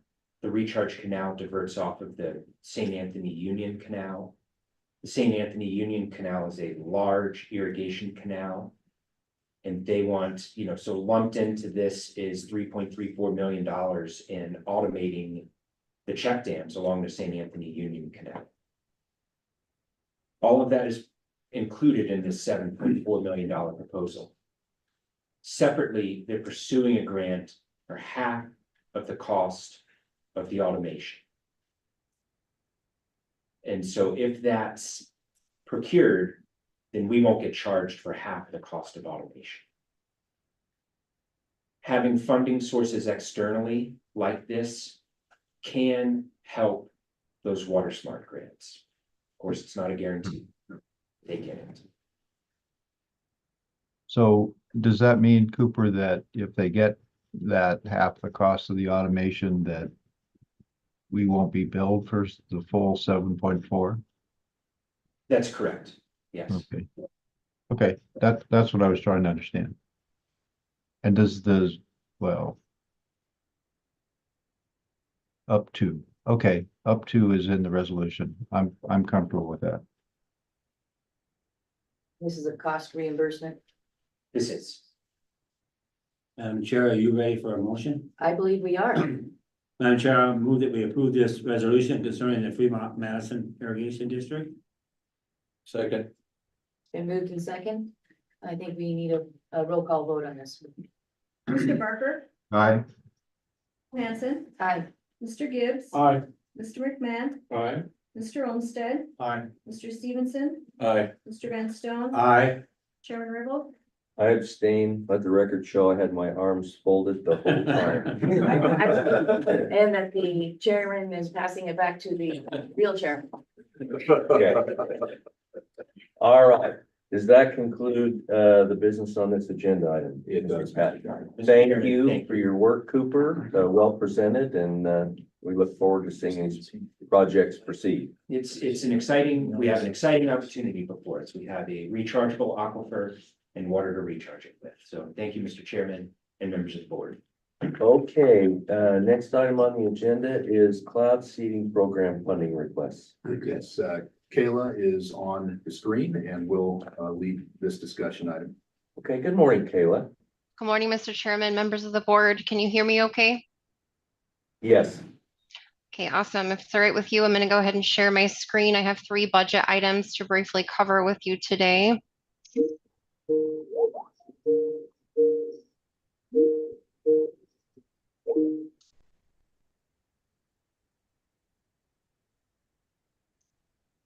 Can you all see that okay? Yes.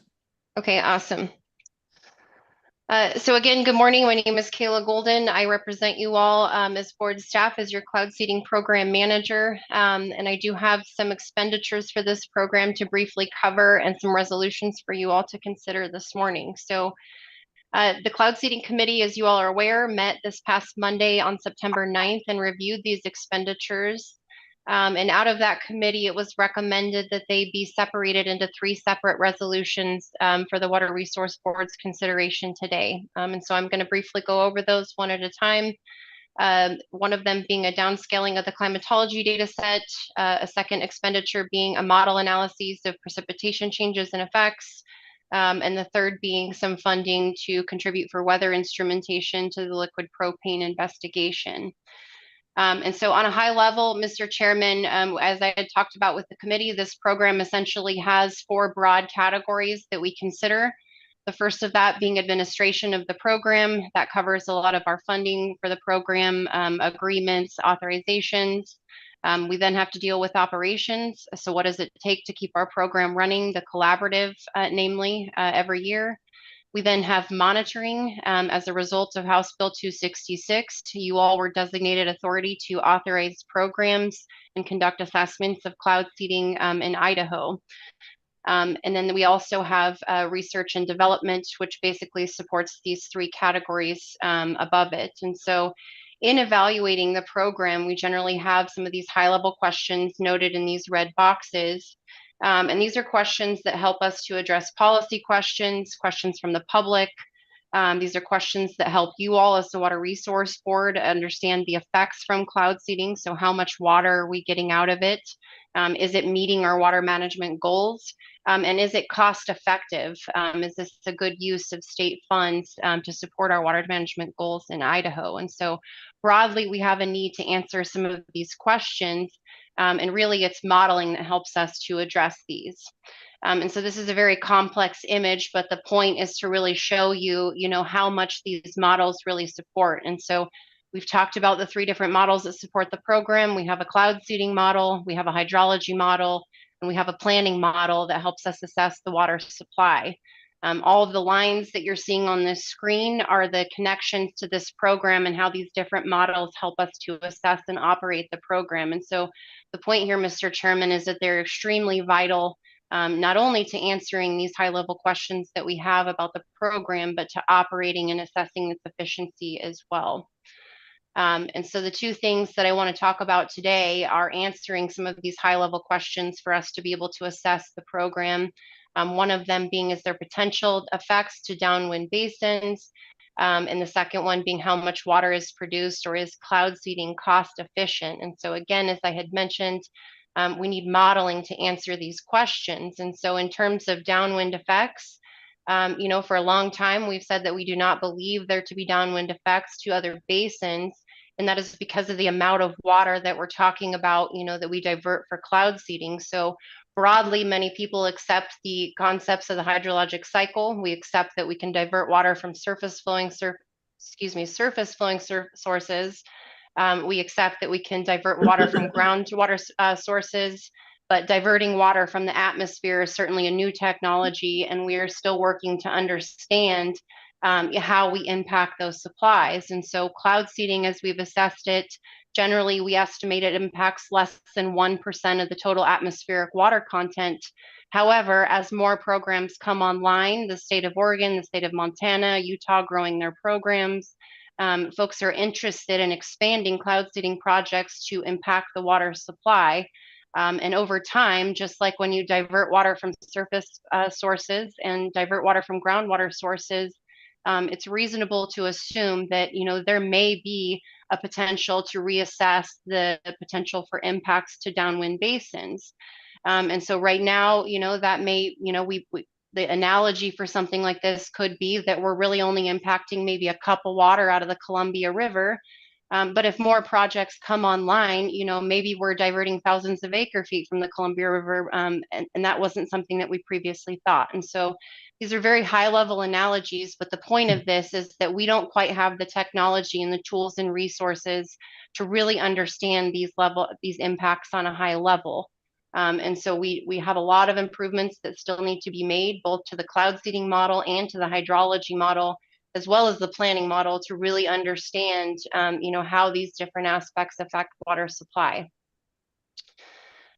So I have in front of you, this is a screenshot of your, there's a typo on there. This is fiscal year 2025, not fiscal year 2024, secondary fund for the secondary aquifer fund budget. And these are the funds that you all set aside this fiscal year for the cloud seeding program. And so these expenditures that I am requesting from you all today, the first of which comes from research and development for investigations. You all had set aside approximately $600,000 for work under this category. So I'm going to be requesting some expenditures under this category today. And then you have as well set aside about $1 million for research and development to support technology such as modeling. And so again, these are expenditures that I'm going to be requesting authorization from you all today. So the first resolution, Mr. Chairman, that you have in your materials is going to be a resolution on the downscaling of climatology data. This will come from the $1 million approved under research and development for technology to support modeling. And so on this one, as I had explained to the committee, the USGS recently paid for a multi-million-dollar effort to downscale climatology data across the entire Western US to a 4-kilometer resolution. And so this is a really great improvement for modeling for a variety of different purposes. However, here in Idaho, as you all are aware, we have very complex mountainous terrain. And unfortunately, 4-kilometer resolution is still just not quite granular enough for us to be able to assess cloud seeding and really understand the climatology and thus how cloud seeding might impact our basins. And so there really is a need to develop some level of a downscaled data set at a finer resolution. And again, this is over Idaho, and this will support us in conducting cloud seeding analyses. So in quantifying how much we get from it. Without having some of this data, we have the potential to grossly overestimate or grossly underestimate what we are getting from cloud seeding. And so, Mr. Chairman, I would also like to go even further is to remind you all that target control analyses, that is what Idaho Power currently uses to generate these precipitation estimates. It's reasonable to assume that target control will no longer support this program for precipitation evaluation within the next 5 years likely. And there's 2 reasons for that. So we wouldn't be able to use target control anymore. One, because it's based on a statistical analyses and a relationship between 2 basins. And as you know, that relationship can change over time. This year is a great example. We have lots of fires. So fire is one thing that can affect the climatology in 2 different basins used to conduct target control. And so over time, this relationship may change such that the analyses that we're getting from target control are really not statistically relevant anymore. So the other reason that this is becoming a critical need, Mr. Chairman, is because water users in the state of Oregon in the Deschutes Basin were awarded a BOR grant this year to conduct a feasibility and design study of cloud seeding in the Deschutes River Basin. And the reason that this is relevant to us is that the Deschutes River Basin is directly upwind of all of our remaining control sites to conduct target control analyses. So in other words, if they were to implement a project in this basin, they would contaminate all of our control sites and again, effectively take away our ability to conduct target control analyses. And so without modeling technologies to replace target control, Mr. Chairman, the point is we will really have no way of evaluating cloud seeding at this point without having the modeling technologies in place. And so this is definitely something I have discussed at length with Idaho Power staff. And I think that they feel the same, that the cloud seeding model is not quite ready for prime time to evaluate benefits, that there's a lot of work that still needs to happen into this model. And so again, there's work to develop the model, to train the model, to replicate the processes that occur in the atmosphere as well as cloud seeding. And then you also have to feed that model data to be able to conduct these analyses. And so in summary, Mr. Chairman, what I'm proposing here today is to develop that data that will feed the cloud seeding model. And you all have spent quite a bit on the development. But again, this is to develop the data to support the model. So Mr. Chairman, with that, I will stand for any questions and I will go ahead and share the resolution on the screen. Okay, board members, any questions for Kayla?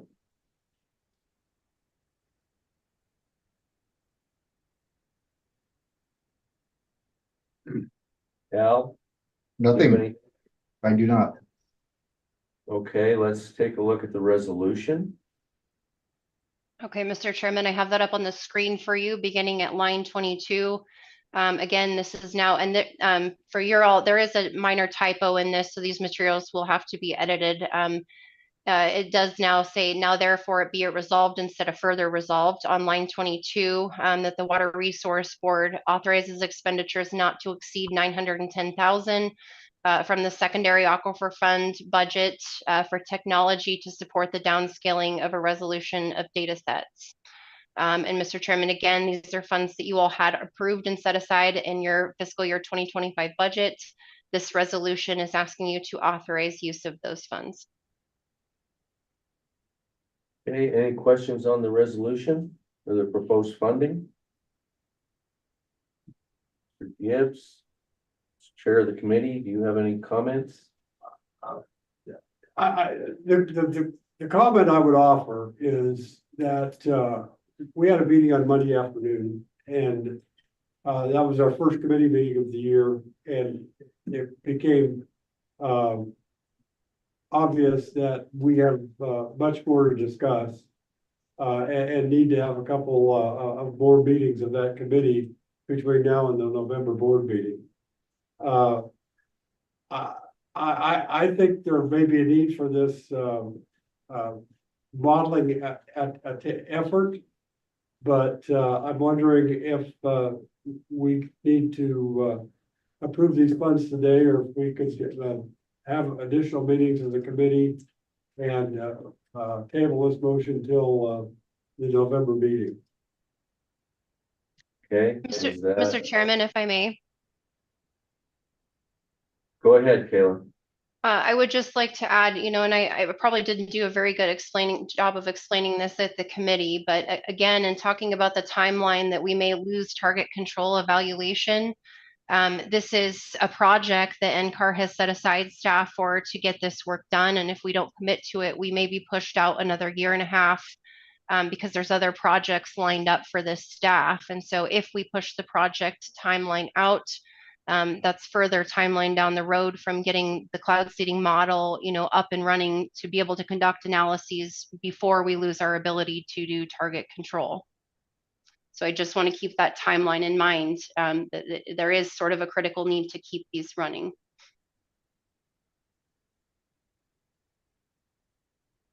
Okay, any other comments? I do have a question. Yeah, go ahead. Chairman Kayla, does that apply to all three projects? Or I thought you, when we talked on Monday, you were focused that comment about the immediacy for one of the three funding projects. That, Mr. Chairman, Mr. Barker, that applies specifically to this project. So the project team being proposed is the exact same project team that developed the USGS CONUS 404 data. And so they are currently, we've been given a deadline to commit to this project by the end of September, or those staff are going to be reassigned. And this is the largest project. It's the most time consuming. And that is largely why I'm saying there is a time urgency to get this one done. The other modeling one may have less urgency. So is there, Mr. Chairman, Yeah, go ahead. Kayla, is there a way to break this up and do as Mr. Gibbs suggested, and that is vote on the one that is urgent and postpone and for further discussions about the other modeling efforts? Mr. Chairman, Mr. Barker, that would be the next resolution that I have to cover for you, and you may consider that over the next resolution, yes. Okay, I'm sorry, it's hard on the screen to figure out what we're covering and which resolution, so. Mr. Barker, I think Kayla has three distinct resolutions for the three different proposals, and this one is regarding this modeling effort, as I understand it. Yes, Mr. Chairman, this one is for the downscaling of the data set. And so this, again, this is the largest effort, the most time consuming, and the one with the most urgency. And so this resolution would just be the 910,000 for the downscaling of that project. Mr. Chairman, I would move that we approve the downscaling resolution. Okay, is there a second? I'll second. Okay, Mr. Olmstead. Yes, I just questioned Kayla. I think I know I was attending on the cloud seeding, but did the committee recommend all three of the resolutions with a do pass, or did the committee, go with no recommendation? Mr. Chairman, Mr. Olmstead, the committee in fact went with no recommendation, and suggested that each of these three items be brought to the board separately so the board could consider them each on their own merits individually. Okay, that answer your question, Yes. Ryan? Okay. Is there any other discussion on this proposal for $910,000? Okay, we have a motion to adopt in front of us. There's no further discussion. We'll have a vote. Roll call vote, please, Jennifer. Mr. Barker, Aye. Ms. Cole-Hansen, Aye. Mr. Gibbs, Aye. Mr. McMahon, Aye. Mr. Olmstead, Aye. Mr. Stevenson, Aye. Mr. Van Stone, Aye. and Chairman Raybould. Nay. Okay, motion carries. Alrighty, Mr. Chairman. I'm gonna go back to the next one that I have for you. All right, so the next resolution that you have in your materials is for improvements to model physics. And this one, Mr. Chairman, is one that has less of a time urgency, and maybe is something that we could digest or push off to a November meeting. Again, you all approved $600,000 under your fiscal year 2025 secondary aquifer fund budget for the cloud seeding program. And this is under the research and development category for investigations. And so this one, I am requesting a total of $290,000 to make improvements to the model physics. And so on a high level, to explain this one, Mr. Chairman, we've demonstrated the cloud seeding works through the snowy field investigation. However, there's a lot about how it works and the specific physics of how precipitation changes that we don't understand. And those are physics that we need to understand to be able to assess downwind, to be able to assess what yields the greatest effects from cloud seeding, and ultimately to be able to better quantify the amount of precipitation generated through cloud seeding. And so again, Mr. Chairman, I will bring up the resolution on this one, $290,000 for some work to improve model physics to the cloud seeding model. And I'm going to bring up this resolution for you.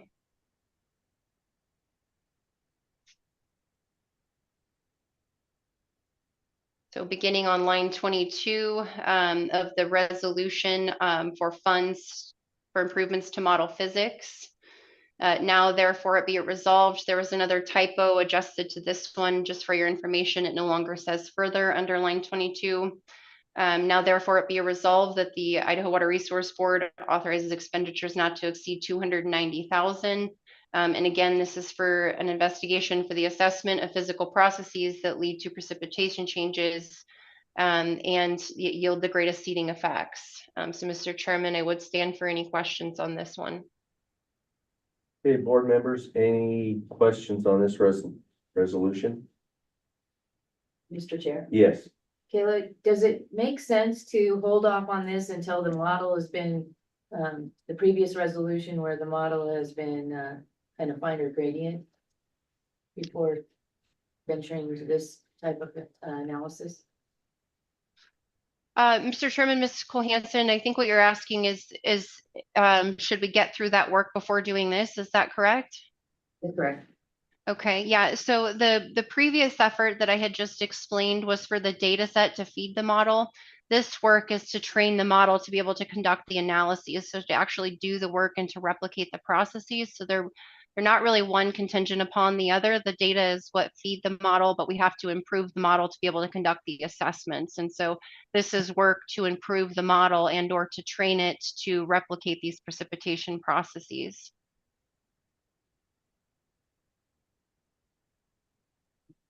That answer your question, Joy? Yes. Okay, any other questions? Mr. Chairman, I'll go ahead and move that we approve this resolution before us for $290,000. Okay, I have a motion. Is there a second? I'll second. Okay, it's been moved and seconded. Is there any discussion? Brian? Mr. Chairman, Kayla, so this, assessing the physical processes. The other one is it's pretty much NCAR doing that program. Will Idaho Power be associated with this, assessment of these physical processes? Are we duplicating what they're doing, or are we, will they be involved in working with us in figuring out how these processes lead to the changes and all that? Or is that stuff that they feel like they already understand well? Mr. Chairman, Mr. Olmstead, to answer your question, I think the Idaho Power technical staff acknowledge that this is work that does need to occur. This is work that they have previously investigated. However, there is a lot of different balls in the air in terms of model development. It's not something they have yet chosen to move forward with.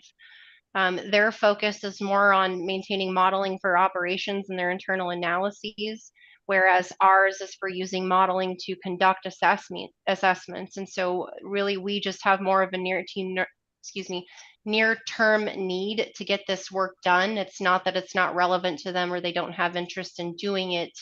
It's just not a high priority for the type of modeling work that they need to get done at this point. And one follow-up, if I could, then, is this one that the timeline is not as immediate? Or is this one the same timeline as what you discussed on the other one? As far as losing the possible staff to a different project. Mr. Chairman, Mr. Olmstead, this one has less urgency. This is something that could potentially be pushed out a little bit further down the road, and does not have the same level of urgency as the climatology data sets that we discussed under the first resolution. Thank you. Any other questions? Mark? Not a question. I'd like to offer a substitute motion.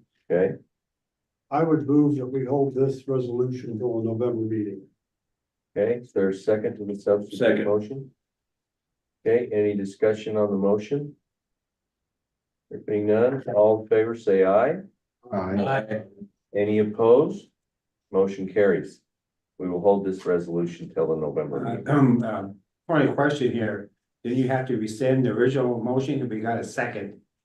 On the original motion. The don't you rescind substitute that? motion takes precedent, does it not? It does in the realm that I just came from. Yeah. In the legislative world, I don't know, we operated there under Mason's rules, not Robert's rules. But I think a substitute motion takes precedent over the original motion if the substitute motion passes. Okay, Had the motion not passed, then you'd go back and vote on the original motion. You could have up to 3 motions on the. I thought you had to turn the one motion out first, then come back with the other Yeah, motion. no, that's a different way of doing it. I mean, That's, we just voted on a substitute motion. Okay, Another way of doing it would have been to have amended your motion, which if the amendment passed, then we would vote on your amended motion. That would be another way of doing it. okay. Okay, is anybody unhappy with the outcome of the vote on the substitute motion? I think Mark and Dale should arm wrestle. Okay, I just wanna make sure we do you it got me right. up the stairs yesterday, I don't want. No matter how it comes out, make sure we do it right. yeah, I mean, Mr. Gibbs could have made a motion to table your motion, which would have Yeah. it then we would have got done the rid of same it. thing. So Yeah. there's a variety of ways to execute a change of action. And I think the substitute motion is appropriate. If you have a concern with that, we Well, can go just back. make sure it's done correctly. Okay. Take it up with the chairman if you have a concern. Yeah, Yeah. okay, that's what he did and that's appropriate, okay? All right, so we have one more resolution for our consideration, Kayla. That's correct, Mr. Chairman. So the last resolution I have for your consideration is on the liquid propane investigation. So again, this will come from the 600,000 that you all had set aside under the fiscal 25 budget for research and development for investigations. And so for this effort, I'm requesting an expenditure of approximately $170,000 to support the deployment of weather instrumentation for the liquid propane investigation. And so As you all are aware, you have committed some funding over the last 2 winters to support the pre-investigation, which has helped us identify a field site for the cloud seeding investigation on liquid propane. So liquid propane has been demonstrated in a lab setting to generate ice. It can do it at warmer temperatures, and it doesn't rely on orographic winds. So this means as we see warming trends in our climatology, we may have expanded use for cloud seeding with this technology. It additionally provides the opportunity to support cloud seeding in areas where silver iodide seeding may not be conducive due to the conditions in those basins. And so we've been investigating liquid propane to understand how it can be used in an operational setting and whether or not it's effective as a cloud seeding mechanism. And so again, these first two winters were to identify the field site. That includes some large eddy simulation modeling. That includes bringing in an X-pole radar to evaluate cloud seeding. Idaho Power is bringing in a liquid propane generator to evaluate. And this year, for the first time, the state of Utah is stepping in and contributing funds to this research effort. So liquid propane, as you're aware, is a technology that is of interest to programs across the Western United States. And so lots of people are interested in the results of this investigation, as it's essentially sort of like a snowy data investigation for liquid propane. So this year, the state of Utah will be funding approximately $240,000. And that funding that Utah is going to contribute will cover a principal investigator to lead the full-scale investigation of liquid propane. And that money will additionally cover some weather instrumentation to deploy out on the Little Camas Prairie for this winter's assessment. And so one of the questions that I've had is this the final winter? Are we going to be asked to expend more cost to this moving forward? And the answer for the state of Idaho, at least, is no. So this is the last time that I will be coming before you all with proposed costs relative to the liquid propane investigation. And I think Utah is currently considering how they may support this investigation beyond this winter, given Utah has already, or excuse me, the state of Idaho has contributed funds for the first 2 winters. And so at the end of this investigation, we would obviously get a copy of the final report, and the data sets that would come out of it would be input into the cloud seeding model, and we would then be able to use that data to develop the model for assessing cloud seeding, and our operators would additionally be able to use that data to use the model for conducting operations as well.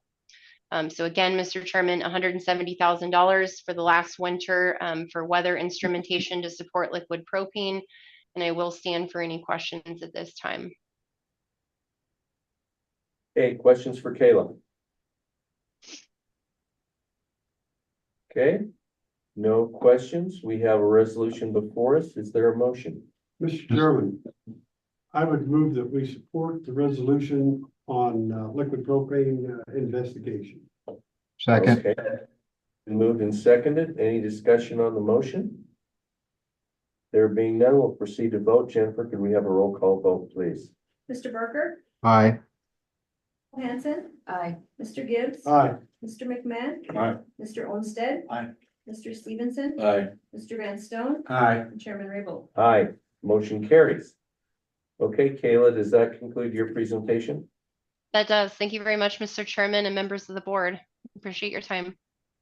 Okay, all right. The next item is the director, Mr. Weaver. How are you today? Yeah, I'm doing well, Mr. Chairman. Thank you. As always, just want to thank the board and the chairman for allowing me to participate in your tours and your work session. It's fascinating material that you guys get to cover and work on, and just the discussion today and the resolutions today on recharge and cloud seeding. Obviously very important for the state and its water resources. James Cephalo gave a presentation to you yesterday. I thought he did a really good job. I think from that presentation, you can see that our eastern region is probably the busiest of our regions in the state, and the work that they do obviously is often the most contentious because they're here in ground zero of the conjunctive management issues, and then also the recharge and aquifer sustainability issues. So I thought that was very interesting presentation on the Russian olive trees, something that we saw on a Bear River Commission tour last week. We were at the Shoshone massacre site, I guess, or the Bear River Massacre site there near Riverdale, Idaho. And they showed us from a bluff, several peninsulas in the meandering Bear River as it comes down to that area. And one peninsula, they had cleared about 25 to 50 acres of rush knowledge, and they had estimated the water savings of the Great Salt Lake would be about 13,000 acre feet from that. And then they have another peninsula that was comparable in size that they're going to be looking at removing the rush knowledge on that peninsula here in the coming years. And at least a year or two after their efforts, you could see no remnants of the stands of trees there in those peninsulas on the Bear River. So perhaps that was some of the inspiration for James' comments to you. July and August are busy times at the department, especially for our support services groups and our managers as we work to prepare budgets, propose rulemakings, and our performance report, all of which are due that first week of September. In July, I talked to you about the proposed budget that we were working on. That got submitted to DFM on time on September 1 and included all of the enhancements that we talked about at that time. So I think that was a good sign that, you know, we'll at least have support initially to get that to the legislature for their consideration. But that budget is now in the governor's hands and in the Division of Financial Management hands. And as you know, they'll issue a recommended, or the governor will issue a recommended budget for the department. And we'll see that in January. We'll formally see that budget in January. So kind of a wait and see for us until that point. I just would comment that you know better than I that the board has received significant funding over the last several years, both federal funding and state funding for the good work that you do. And that typically has been something included by the governor into the budget during this process. So again, we'll know formally what that looks like in January. I think Eric Bowe, our Compliance Bureau Chief, gave you an update on the 4 zero-based rules that have been in the works this year. Those got submitted on time, should be published as proposed rules here the first week of October. But we decided to fast track another rulemaking. So we have conjunctive management rules that apply broadly across the state for conjunctive management and delivery call proceedings.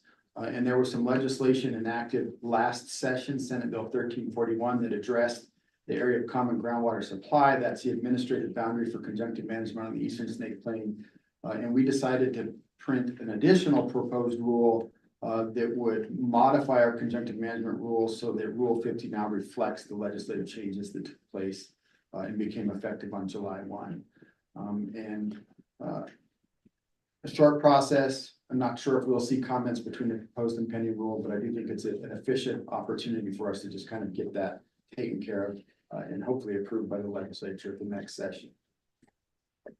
Our performance metrics reports were also submitted the first week of September, and hopefully that'll be published here to our webpage online. It's kind of a 5 or 6 page document that has a comprehensive look at a lot of the metrics surrounding the departments and the board's business processes. It's a really good way for people maybe unfamiliar with all of the work that the department does to just get a broad and deep, I guess, review of all of the work that the department does and really the numbers in those business processes. So the numbers of applications that come in for many of our processes, the number of ownership changes, there's the work there reporting on the money expended by the board and its programs, recharge, cloud seeding. So just a really useful and succinct summary of the department's work. And hopefully that'll be out on our webpage here by the end of next week. One initiative that's come out of the governor's office and the Division of Human Resources is an employee survey. And we, for the second year in a row, all state employees took an employee satisfaction survey regarding the work that they do at our agency or the respective agency the state employee works at, and how they view that agency and their role at the agency. And I don't know, did the board see that survey? Have not. Yeah. So I guess you don't qualify for that, but we had about 75% participation. The results for that were shared with me last week for the second year of that employee survey. And I think it's a really good tool. It's something that we've talked about the department doing in the past on our own. A good way for employees to kind of, maybe in a way that's less intimidating to them, let us know how our agency is doing in a host of fields. I've been strongly encouraged by DHR to get those results turned around and share them with staff. I hope to have a more detailed sharing of those results with the board in November, but I am excited with the opportunity to perhaps get some idea of where to focus to improve employee satisfaction in some of the programs at the department. Finally, I thought I'd just mention, as I understand that the Legislative Interim Natural Resource Committee meeting has been scheduled for October 28th. So I think we probably want to split time between a board update and a department update. And I think we should be thinking about what that agenda looks like, what we want to present on, and how long we want to present. I would say the last couple of years, we've been probably in that 2-hour range as far as combined presentation to that committee. And so I'll work with Brian and you, Mr. Chairman, and anyone else who'd like to participate to put together an agenda.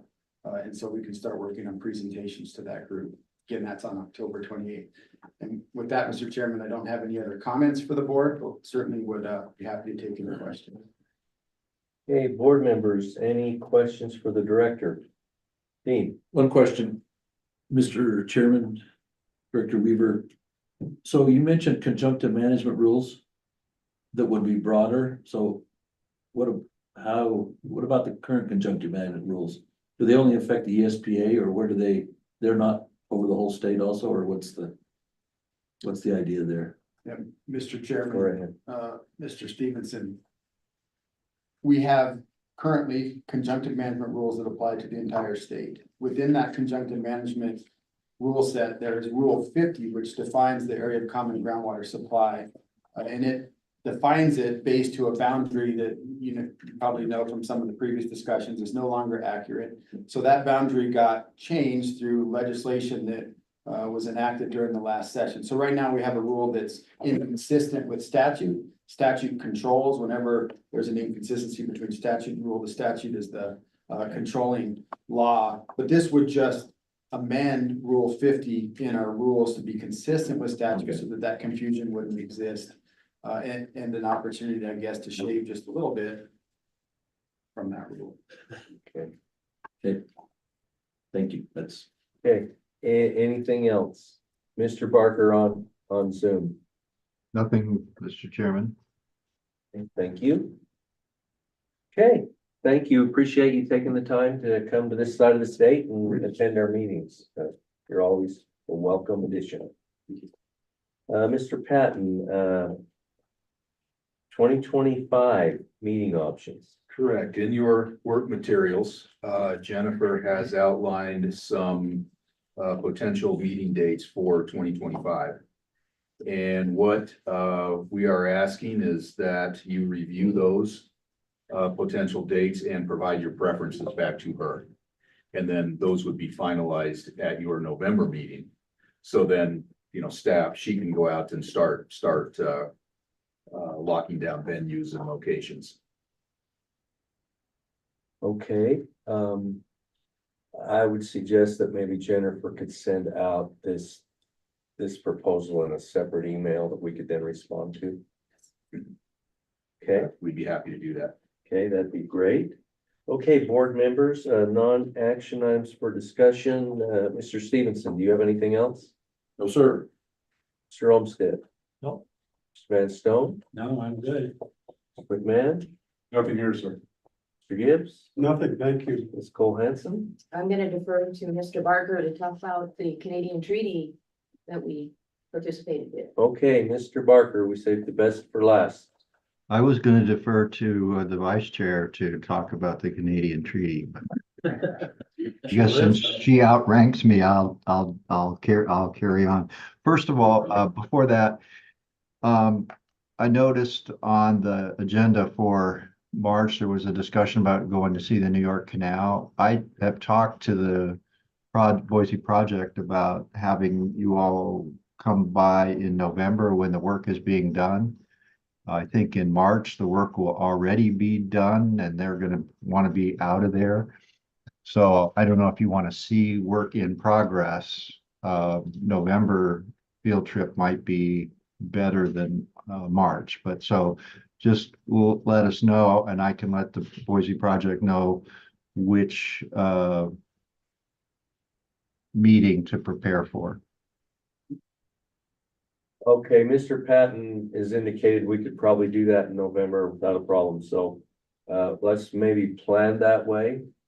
Okay, Okay, all right, I will let them know, so that I'll let them know at their October board meeting to make preparations. We'll have to get through with the contractor and the engineers to make sure we go places where we're not going to be in the way and get hurt. So, but we'll get that underway. I think it'll be it's actually pretty fascinating to watch that process. So that'll be Okay. good to do in November.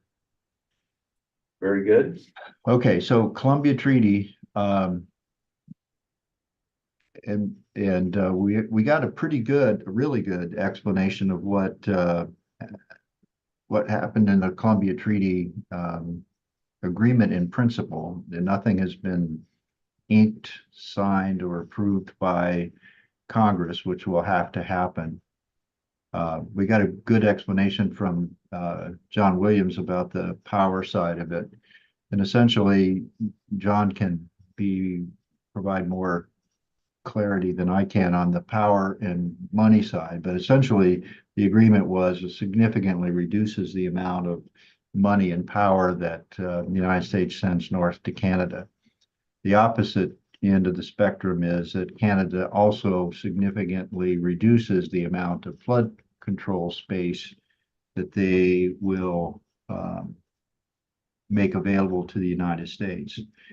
So what we heard in our little meeting that Joanne and I had with the treaty negotiator, we had Reclamation, we had the Corps, we had State Department, we had I can't imagine how many people that was on that call, Joanne, but essentially what happened, or what they're telling us about flood control is that the United States believes that whatever the agreement is on how much flood control space that Canada is going to provide, that in most of the time, 70% of the time, whatever Canada supplies is going to be sufficient for protection of the downstream Columbia River, Vancouver and Portland area. But in the 30% of the time, the United States is going to have to provide flood control space itself to protect Portland and Vancouver. In order to do that, the United States, they're still in the process of doing their modeling, but they are telling us that they believe that they will be able to provide adequate flood control space in reservoirs in the United States that are designated for system-wide flood control. And in Idaho, they've identified those reservoirs as Brownlee, Dvorak, and Albany Falls. And those reservoirs are ones that they think that they will be able to use to ensure that we don't have flooding in Portland and Vancouver.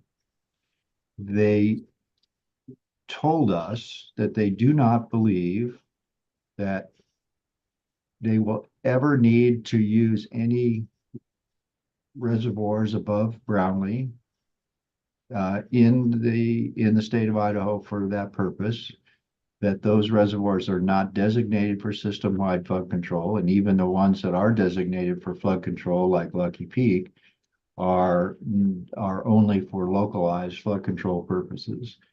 And the second thing is they again reiterate what they've told us in the past, and that is they don't believe that you can provide any meaningful flood control for Portland and Vancouver by manipulating the reservoirs in the Upper Snake.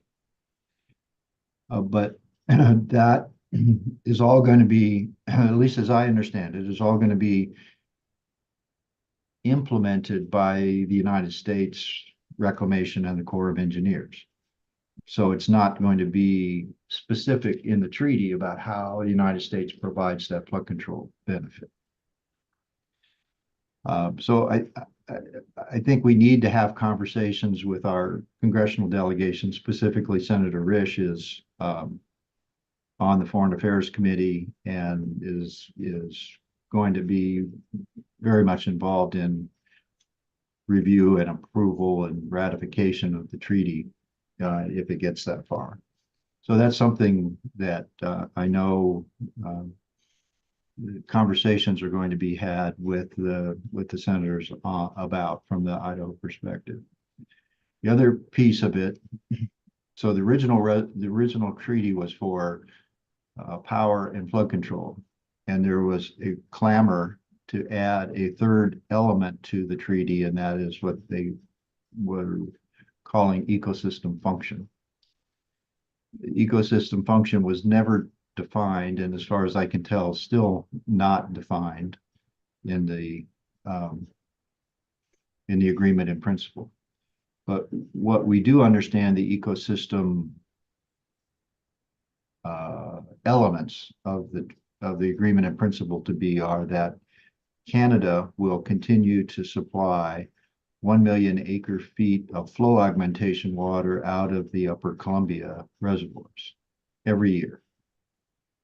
And in addition, in dry years, Canada will provide 500,000 acre feet of additional flow augmentation on top of the 1 million acre feet that they are supplying.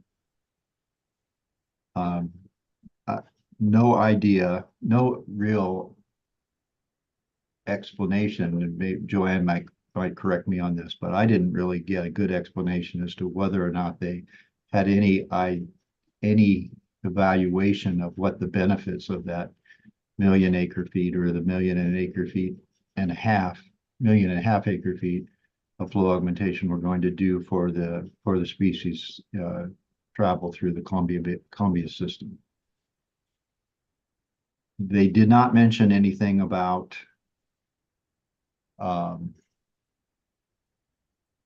reintroduction or passage as part of the treaty itself.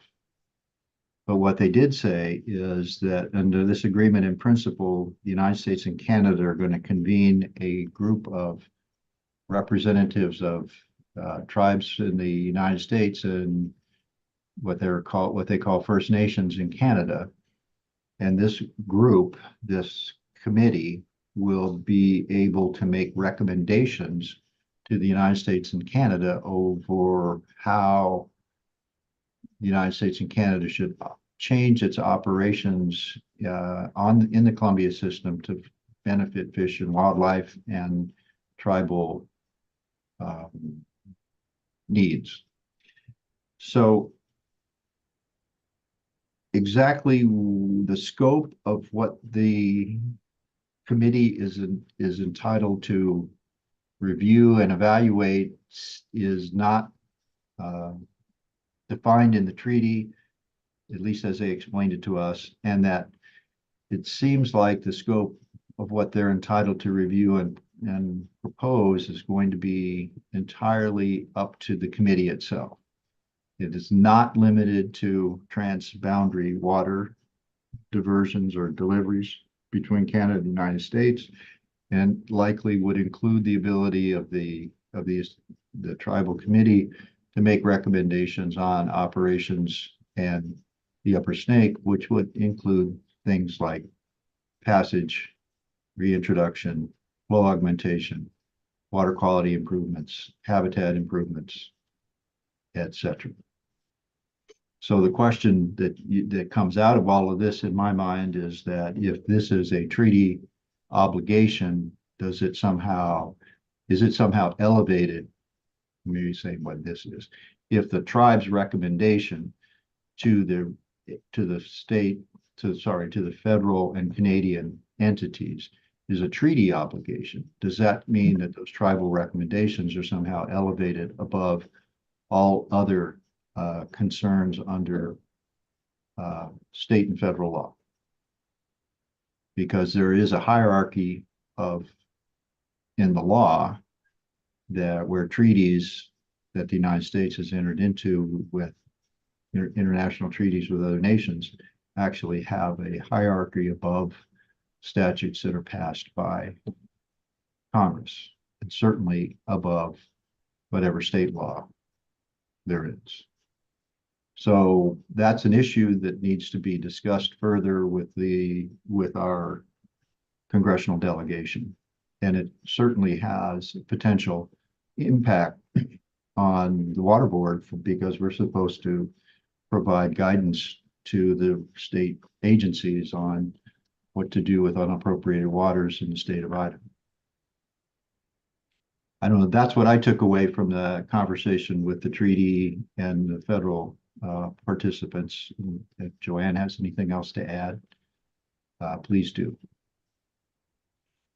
Go ahead. Mr. Chairman, the only thing I would add in addition to that, and Al, correct me if I'm wrong, but they did say that these recommendations made by the tribal members would be distributed to entities that manage the resource in that area.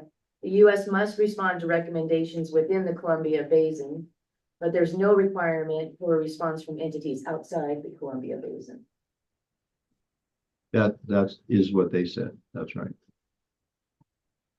Okay.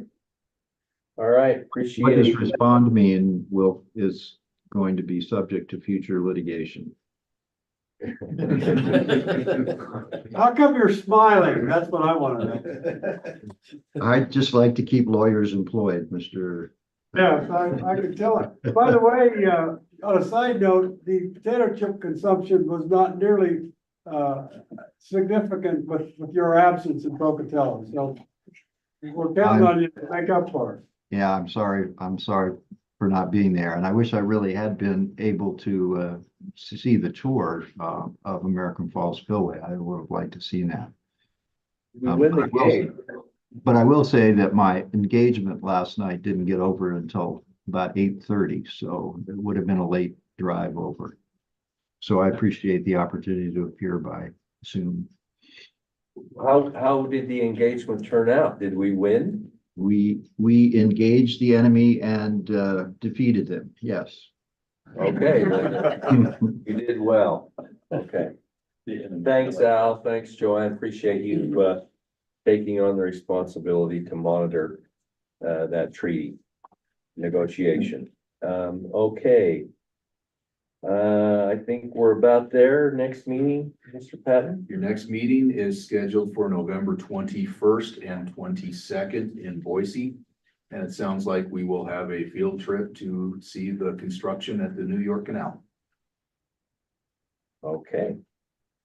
All right. Mr. Van Stone, do you have a motion?